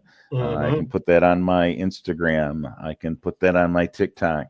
And it's really about money. They're chasing dollars. Everybody's trying to go viral. Yeah, absolutely. Everybody. Well, I'm not, because I just know it's not going to happen. Neither do I want to be honest. It's not worth it. You don't want to go worth it. So, and I want to say this to you guys out there that are watching the live stream. If you know someone that's like this is one of the first things they teach you at being a Part 107 pilot. There's that impulsive pilot out there that has to do it. They have to get it done. They don't care about nothing. You see that kind of guys? Did you see that? I just sent you, Lawrence, on Messenger. And let's talk about, you know, okay, these are arrests. couple of things with that. Penalties, right? So when we're talking about the penalties for these things, we have to start with the idea and understanding that it is $1,100 per violation, not per flight. So if you are somebody who's a recreational flyer and you violate a TFR, right, you are instantly going to get a penalty for the TFR. You're also going to get a penalty for not having your Part 107, because if you violate in 44809, you're automatically shifted over to Part 107. Now that starts to get even further violations, right? So now you might not have your registration on your 249 drone. You might not have RID on your 249 drone. So automatically these $1,100 start adding up, right? I wanted in to addition show to this that, real quick. This is okay. A gentleman. I don't care what his name is. He's on Twitter. The one you're talking about? Yes. So here, you can see one that this looks like it's new from drone shot from Pacific Palisades shows entire blocks of homes literally burned to the ground. The Palisades fire alone could become the costliest fire in the U.S. history. Fine and courtesy of kit cars and whatever. My point and everyone else's point is, this is why they're doing what they're doing with drones now. This is why they want to ban drones at UAS in the United States, except for the working class. This is why, as a hobbyist, you won't be able to fly pretty soon. Well, Ryan, this is the that was the photo you were talking about, right? Yeah, that is one of the photos of the Palisades fire, and that's by a Part 107 operator. Wow. Yeah, that's crazy. They're just saying this right here. Asked him to do that. No, of course not. That's a question too, right? So if you were asked to go fly inside of a TFR, then whoever made that ask could also be punished, right? They could also see FAA enforcement actions because they're the ones who are precipitating that flight. Yeah. The community needs to call out the persons who post drone shots of the California fire. Bill Grace, it's happening as we speak, because no one has to call out anything, because law enforcement is actually checking by just Googling California fires. They're checking social media. What's that, Herman? See, that was what remote ID was supposed to be for. Yes. And the drone community tried this years ago when guys was like, guys, you shouldn't be doing that. And guys would lash back that, and then when remote ID was proposed, guys would say, this is why we're going to get remote ID, because guys like you fly like this. And then guys lash back. It doesn't make well for, people don't like regulations, but they don't like to be policed by their friends in their own community either. I don't know where where you can find that happy medium. True, there is no happy medium, but we 4 minutes past our last sponsor. Wow, let's get that out of the way so we can go on with the live stream. But you guys who have not clicked the like button or are watching this live stream after the stream, click the like button to support us. Okay, we'll be right back.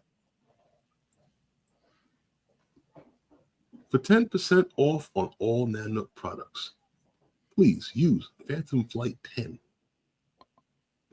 Nanook will protect all of your drones, all your precious items, from cameras, gimbals, watches, firearms, anything that you're looking to protect. They make even custom cases for all your, did I say gimbals? Yeah, gimbals and all the little cameras and doodads and little gadgets and stuff like that there.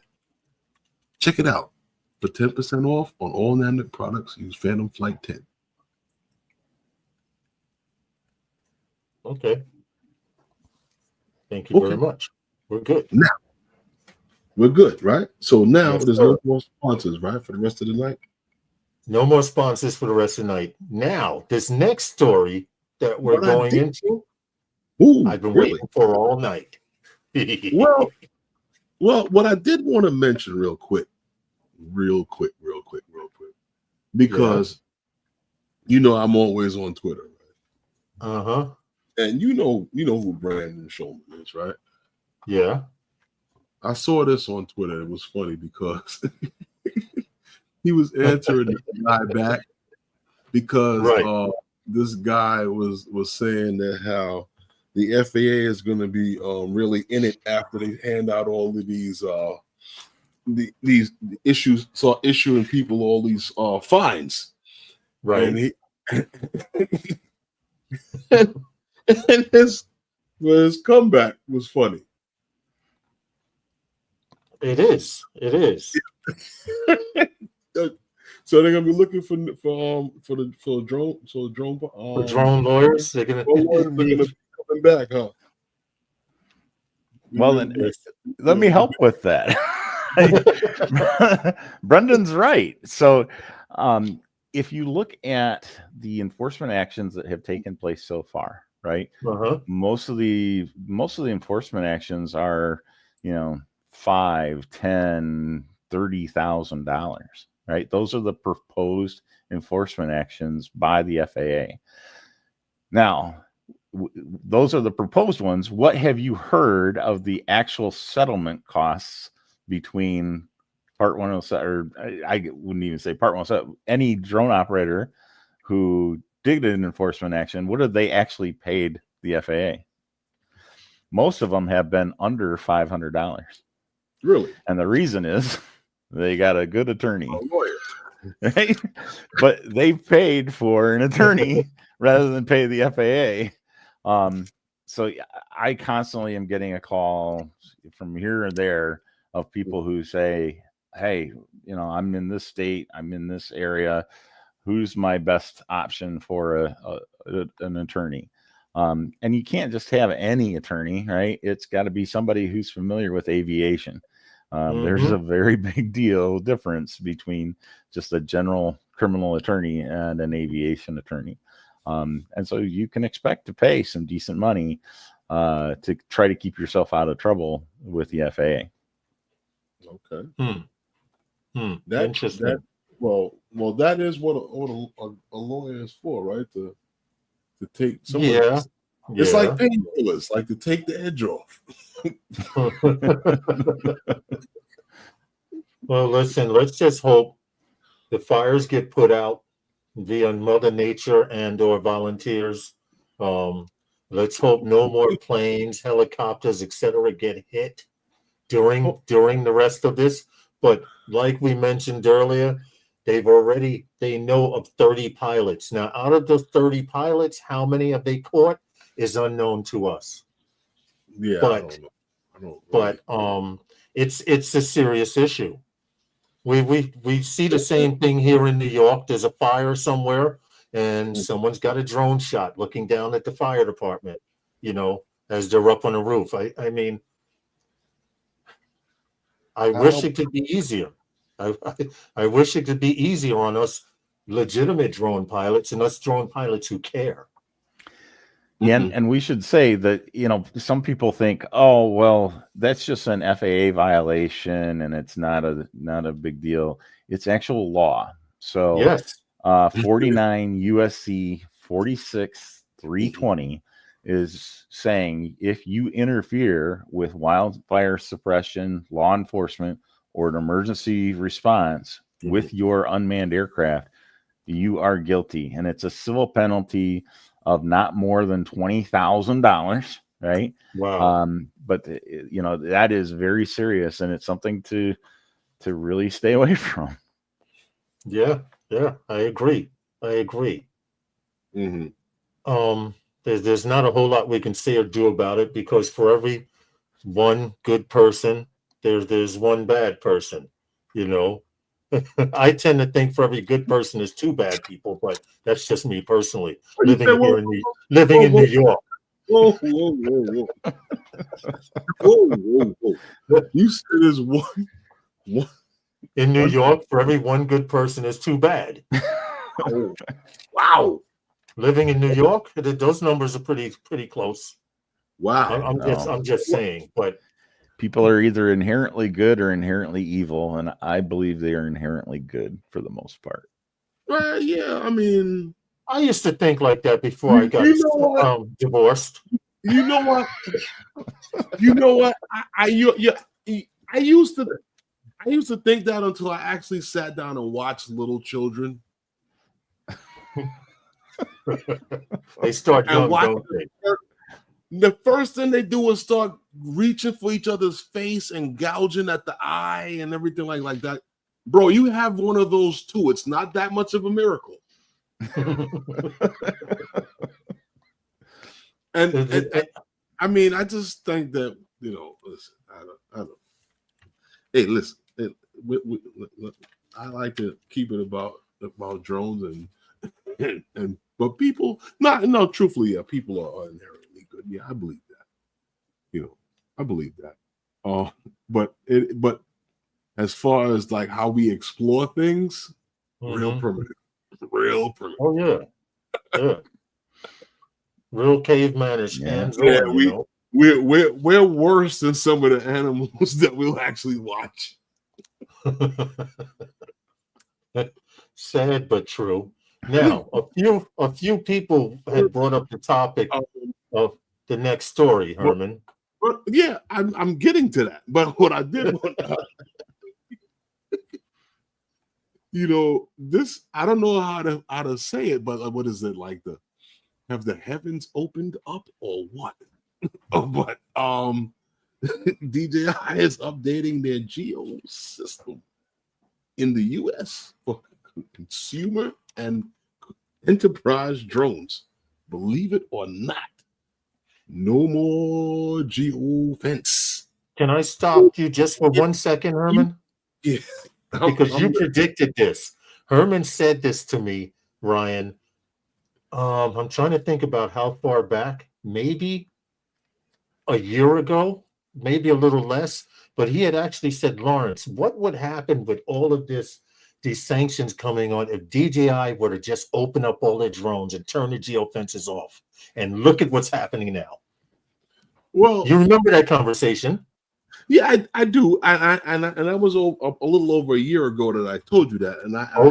It was over a year. Okay. That they should have, because of the usage of their drones. And they talk about enterprise drones. You're talking about everything that we went through to get Part 107 and all the things that we were told, everything we had to agree to, everything that we know in the knowledge test to be able to fly in certain areas, but you're going to buy the best product to do it, and that product won't do it because it can't do it. So, I mean, with updating Fly Safe database and all of that, it just didn't matter. You know, a lot of guys complained about drones not being able to fly in certain places, and guys are buying Autel drones.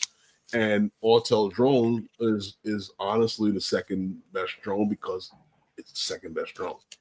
There's a reason for it, and that's why, you know, guys are looking to get a lot of the Autel products. But that's neither here nor there. I mean, when I look at this, I say, you know, when you go out now to fly your drone in these areas, you will no longer see the regular geofence, right? So you will get an advance warning in the no-fly zones that will tell you what is an enhanced warning zone, and you take on all responsibilities for flying in that area. Yeah, I don't know. I think that was something that should have been on enterprise drones.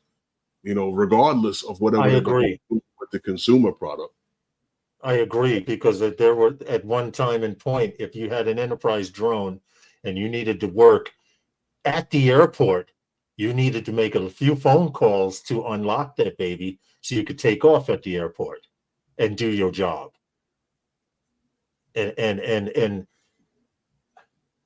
unfortunately, knowing the drone community, they're going to take advantage of this one. That's all I'm saying. I see it. I see it happening already. Well, that's the thing. This is a dual-edged sword, right? That This is great. You can now fly in places that otherwise you were having to, spend time doing an unlock. Mhm. But the challenge is now you can fly in places without having to do anything. And we've already seen folks. I've seen it in the last few days of people saying, "Oh, that means I don't have to do Lance anymore." No. Wait a minute. No, you do. Oh, that means I can go over 400 feet. No, you're still tied to all these things. You're going to have people that they're just going to go out and fly. Period. They're going to see the thing on screen. Oh yeah, I'm good to go. I'm responsible. And there's always that thought of, well, I fly safe, so I'm, I can fly here because I fly safe. That's great, but you got to follow the rules. This is true.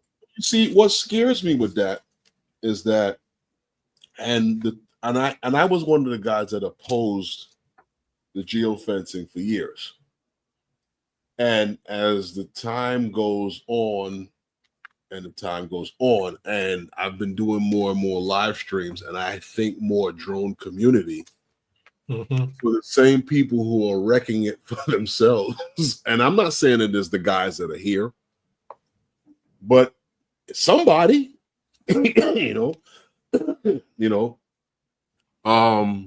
somebody's doing it. Who's doing it? Somebody. It's another person buying a drone. DJI dropped a drone yesterday. It sold out before the end of the day in the fly combo for the flip. So somebody's buying these drones. This is true. I agree with the statement here. Operators, Anthony, welcome to the live stream. Operators doing this should be. Go ahead.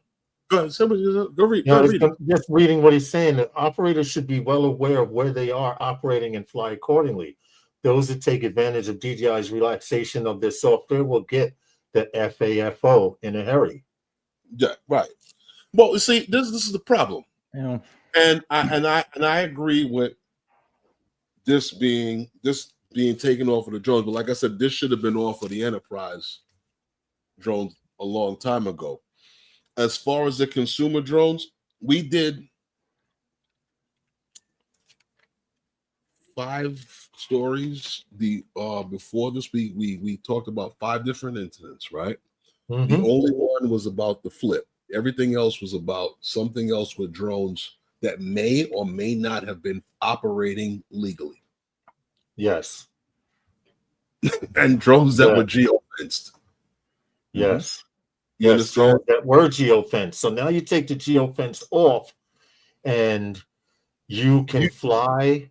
The NFL will have drones lurking over the stadiums. Like, if you thought they you had problems, you might as well employ drone pilots to fly to film Monday Night Football. True, because if you thought they had a problem with prisons having contraband dropped into the now. And I only say this because Herman and I had a job in Brooklyn, Ryan, and it's right across the street from a prison. So there is a TFR, of course, over the prison. Now, we were able to do what little work we needed to do without flying into that TFR. Now, you'll have people doing orbits over prisons, whether it's related or not, but this is going to turn into the Wild Wild West. Hold on. Those places will still be TFR monitored, and they'll still be sensitive areas. Yeah, and I hope they will. Well, but it's up to you. Think about this though, and Lawrence, you were talking about it earlier. How many drones are flying in operation on any given day, especially in the summer? Yes. Right. How many? What's percentage of those have been operated illegally or in a rogue fashion? And then take that percentage. So now we've got a number, right? Take a percentage of that. What's the percentage of those rogue operators who've seen enforcement action by the FAA? I'm guessing it's 0.00000, and then finally you get a 1, and then a percent, right? Sad, so sad but true. you don't have the enforcement actions available because you can't have an FAA officer standing on every street corner of every single major city, out and about, roaming every single county road, right, to find these folks. And so this actually starts to put pressure on the community as a whole, because this could start seeing the FAA giving over some authorization to local law enforcement to enforce FAA action in a low airspace, right? That could be a very big concern when we're talking legislative at state level, at local level. Go ahead, Herman. You're absolutely right. But I don't think it has to even come to that because of the simple fact. People are going to rat you out. They're telling people to call the police if you see a drone. But my thing is they've already implemented a thing called remote ID. And listen, fake mode ID. No, follow what I'm saying to you, Lawrence. When I was in construction and when I was working in the supply house, I always told guys, I understand it doesn't make sense to you. Do it his way, because when it doesn't work, you can always say we did it his way. Yep. So now, this is what that's why I'm going to always keep going back to remote ID when we have this. And when you can't identify these drones and you haven't been able to identify these drones, I'm going to always keep going back to your remote ID. Right, because that was the reason. Active or whether it's not active, I don't know what you're doing. True. So find these people. That's your job. That's how I look at it. Well, and that's the concern, though, too, right? So we've had remote ID for more than a year now, right? Yeah. And in that time period, have enforcement actions dramatically increased? They haven't. No. So we're not seeing that because, again, you can't have an FAA guy standing on every street corner. There's just not that manpower. Well, now you're shifting it to the police, and the police have a lot more than drones to worry about. So they go, oh, there's a drone. I got a homicide over here. They have to weigh these things out. The way I understood that remote ID was actually working is that technically all they need is a time and where. Well, as far as the FAA actually doing it, they are in the state of New York, New York City, Southern New York, in the 5 boroughs here where we are. They've given the Parks Department, New York City Parks Department, like if you fly near the Brooklyn Bridge, Herman and I were flying there. You're not supposed to fly in Brooklyn Bridge Park, but there are areas very close where you can fly from. And Herman and I, the Parks Department came up and said, could you guys land your drone? And we knew what it was about because they scan the area with aeroscope. And the guy showed us, all right, Herman, on his phone, pictures of our transmitters and the 2 drones out over the water. And the Parks Department is enforcing that here in New York City. I don't know about other states. I can't speak for other states. But if you try to take off at Brooklyn Bridge, the very first time I found out you couldn't fly at Brooklyn Bridge Park, I was there. I went, I took off, and 30 seconds into the air, a little scooter pulled up, and they said, land the drone. At the same token, you say enforcement, right? Did they do any enforcement? No. No. The enforcement, right. You know what the enforcement was? And he told us nicely, he said, because you guys are complying, I just have to take a picture showing that you packed your drones up and this problem was resolved. But then the challenge becomes, if you weren't compliant, right? I don't know. What enforcement action could they take? And that's where they're going to be very limited. I see your point. I totally understand where you're coming from, Ryan. But like what Lawrence was saying, that what the guy did was he played buffer. Yes. In a situation, because when we spoke to him and expressed to him what was going down, Yeah. he understood that and had to make his point to say that because of the area, and we understand that. Yeah. But we believe we were reported by a helicopter pilot who was flying 75 to 60 feet above the water, following scraping the bridge, which they're not supposed to. He would have been on the bridge if he had did that. Yeah, I would say he might have been a little higher than that, but he was flying funny. We heated way because he was flying in between the Brooklyn Bridge and the Manhattan Bridge, very, very low. If you can see the water moving below him, he was low enough. Okay. And Herman and I were like, look at this fool. And we figured I figured maybe it was a commercial shoot or something, because he was very talented. He was flying along the bridge, following the train, go across the bridge like that. And in his helicopter. Low in the park and lit up the park, he was scaring the rats. Yeah. But and Herman and I, Herman said, well, there was a helicopter pilot here flying illegally, or what we thought was illegal, and we heated way, and he said, I'm not here for that. I'm here for you two guys. Mm-hmm. And we packed up. We conformed. We packed up.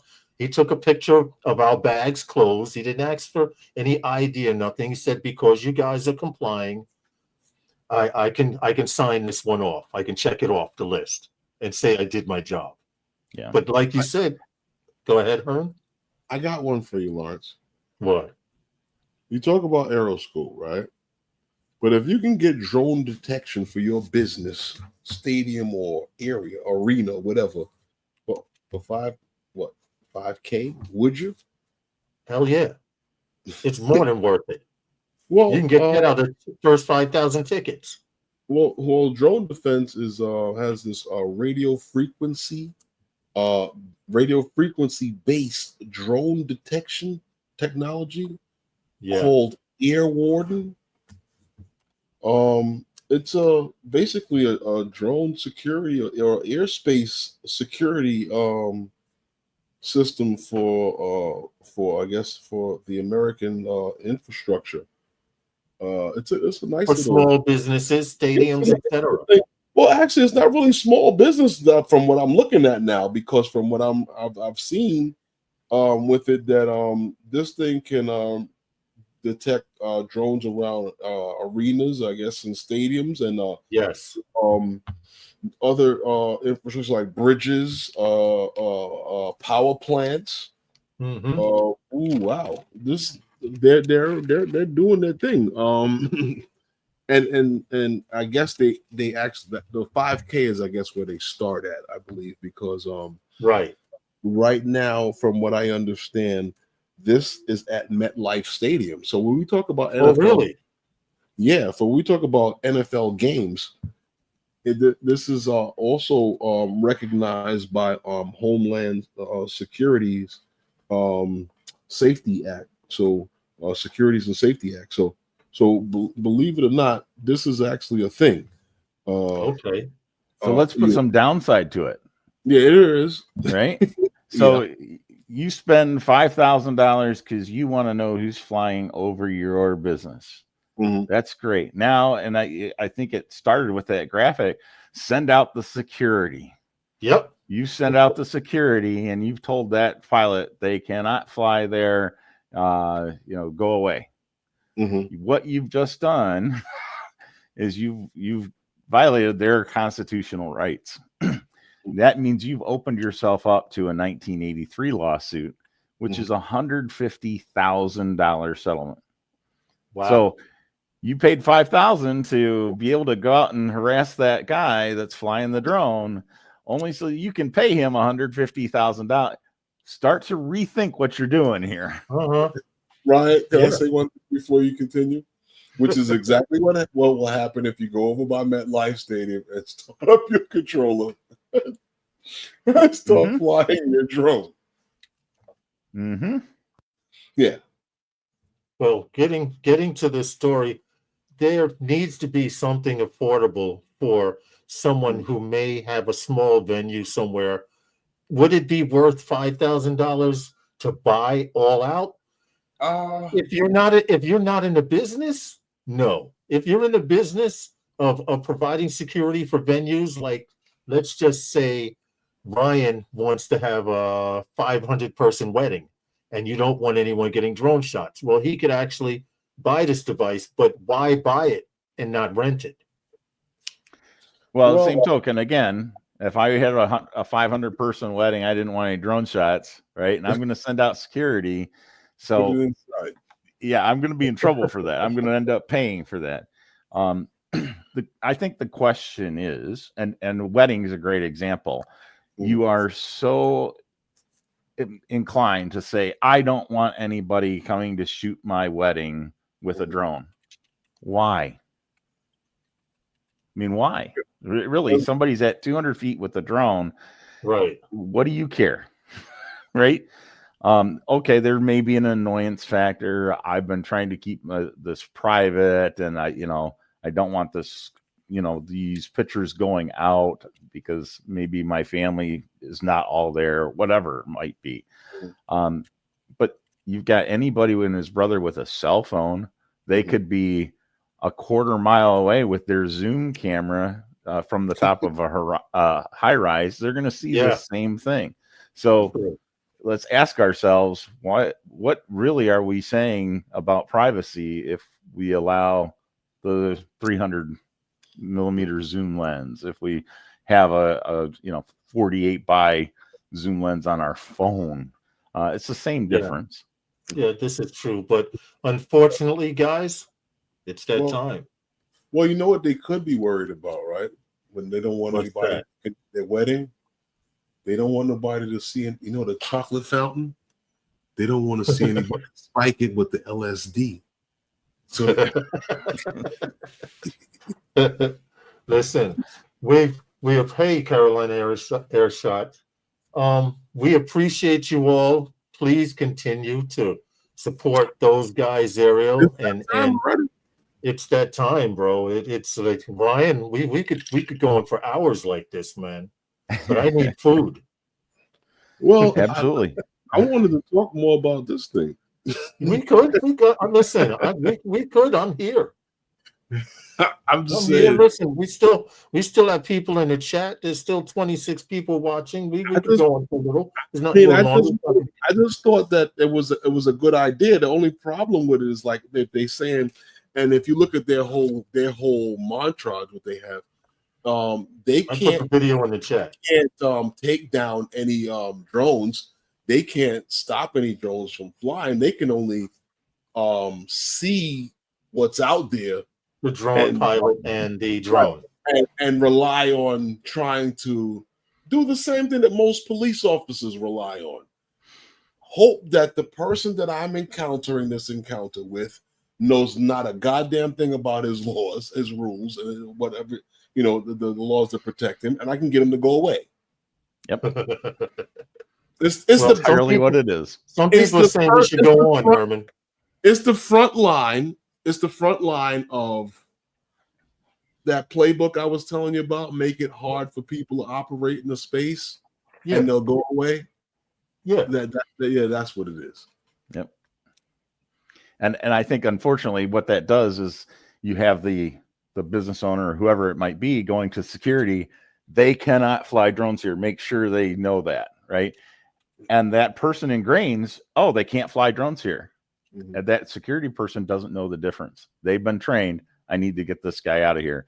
And that becomes the big problem because now you are violating somebody's rights. That's why I had to tell the guy over at Calvert Vox to just go empty the garbage cans.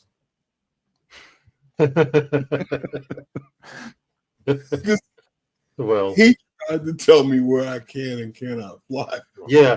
This park, Ryan, you can fly. They have an AMA airfield there, and people fly in this entire park because some of the AMA pilots in that particular park are a little bougie, But people, I just want to break it down to how stupid it got. I'm trying to get a shot of something here. He's telling me that I need to go to the back of the park and take off from back there, where the airfield is. I'm like, to get the shot over here? What sense does that make? Yeah, this is true. We have a few new people in the chat, and I just want to tell you, we have this stream every Wednesday night, 5 p.m. Eastern Standard Time or New York City time. So no matter where you are in the world, just find out what time 5 p.m. New York City time is where you are, and we will be on every Wednesday, except Christmas and Thanksgiving. Well, I know a guy that does it better than you. Huh? And I apologize. I do have to go, but it's been such a great time talking with you guys, and everyone can continue to advocate for drones, fly safe, and let's get past this nonsense. Yes, man. Ryan, thank you again, man. We always appreciate you coming on. Yes, Simon.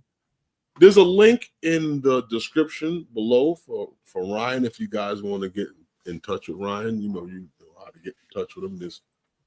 And unfortunately, not to say where do you fly your drone and stuff, but if you know of someone who's in trouble with their drone in the law, Ryan is one of those people who you might want to contact and get some info or have some questions asked, because he is an advocate. We've known you now, Ryan, for how many? A few years now. Several years. Yeah, for a minute now. Yes, I've been doing this 5 years, and I think I met you probably in like my first year of doing this. It's been a while. Yeah. So we appreciate you all. Please continue to support us. Come back next week. Anything you guys want to say before we get out of here? Thank you, Eldon. We got a couple of more minutes. We could stay up a few minutes, but Ryan's gonna. I will say goodbye and good night, Ryan. Talk to you soon. Good night, yes, Ryan. thank you, man. Again, thank you. Appreciate you. Thank you for coming. Yes. Thank you for coming and hanging out, man. Go ahead, Herman. Yeah. Might as well hang out for a few then. I thought it was a pretty good stream tonight. I mean, we talked about a few good things. I just want the community to be safe and take care of each other. There's a few other live streams on tonight. I'm not gonna overrun anyone's time. Right. I just wanted to get these things out because sometimes I was looking at things from a different point of view, and it's important to listen to everyone else's view and how they see things. But we have to take care of each other and not feed into this. I had said a long time ago that I thought that the government was doing a very big anti-drone play, and I think that we need not to feed into it by going and because they know where we fly. They've monitored this for years. They told you they were watching. Mm-hmm. They told you they were watching. You want to learn you want to know what's being said, the things that's being said about you when you're not there, or the most important things that's being said. So listen to the guy that you think you know what he's talking about. Listen to him when he's talking, because he'll tell you who he is. So when they tell you that they were monitoring, they're monitoring. They know where you guys fly. Yes. So and they'll use that against you. I'm not saying that our guys are out there doing crazy things, but there's somebody's doing it because they're able to dig it. They're finding it. It's happening. Melvin in the chat. Welcome to the live stream. He asked to explain the call out situation. The call out. I'm trying to. When he says the call out situation, you mean the roll call? The guys in the chat in the beginning of the stream? Oh, I don't know. I don't. What do you mean, Melvin? Explain the call out situation. Because I'm not. I didn't. What do you mean by that? If you're still in the chat, since we're on here for a little while. Yeah, I'm getting ready to wrap this up because I know that, like I said, other streams are on, and I know Bill and I believe that Johnny and them are on too. Yeah. Yes. All right. Let's wrap this up, Lawrence. Anything you want to say before we get out of here? No, I've said it in the chat already. Thank you all for your continued support. Please come back next week, 5 p.m. Eastern Standard Time or New York City time, every Wednesday. We appreciate you all. That's Thank it. you guys for coming and hanging out with us and letting us share these things with you. And and we share from each other. Your feedback is important. Thank you. And Definitely. we appreciate you all. And I'll see you next time with those guys. Good night, everyone. Good night.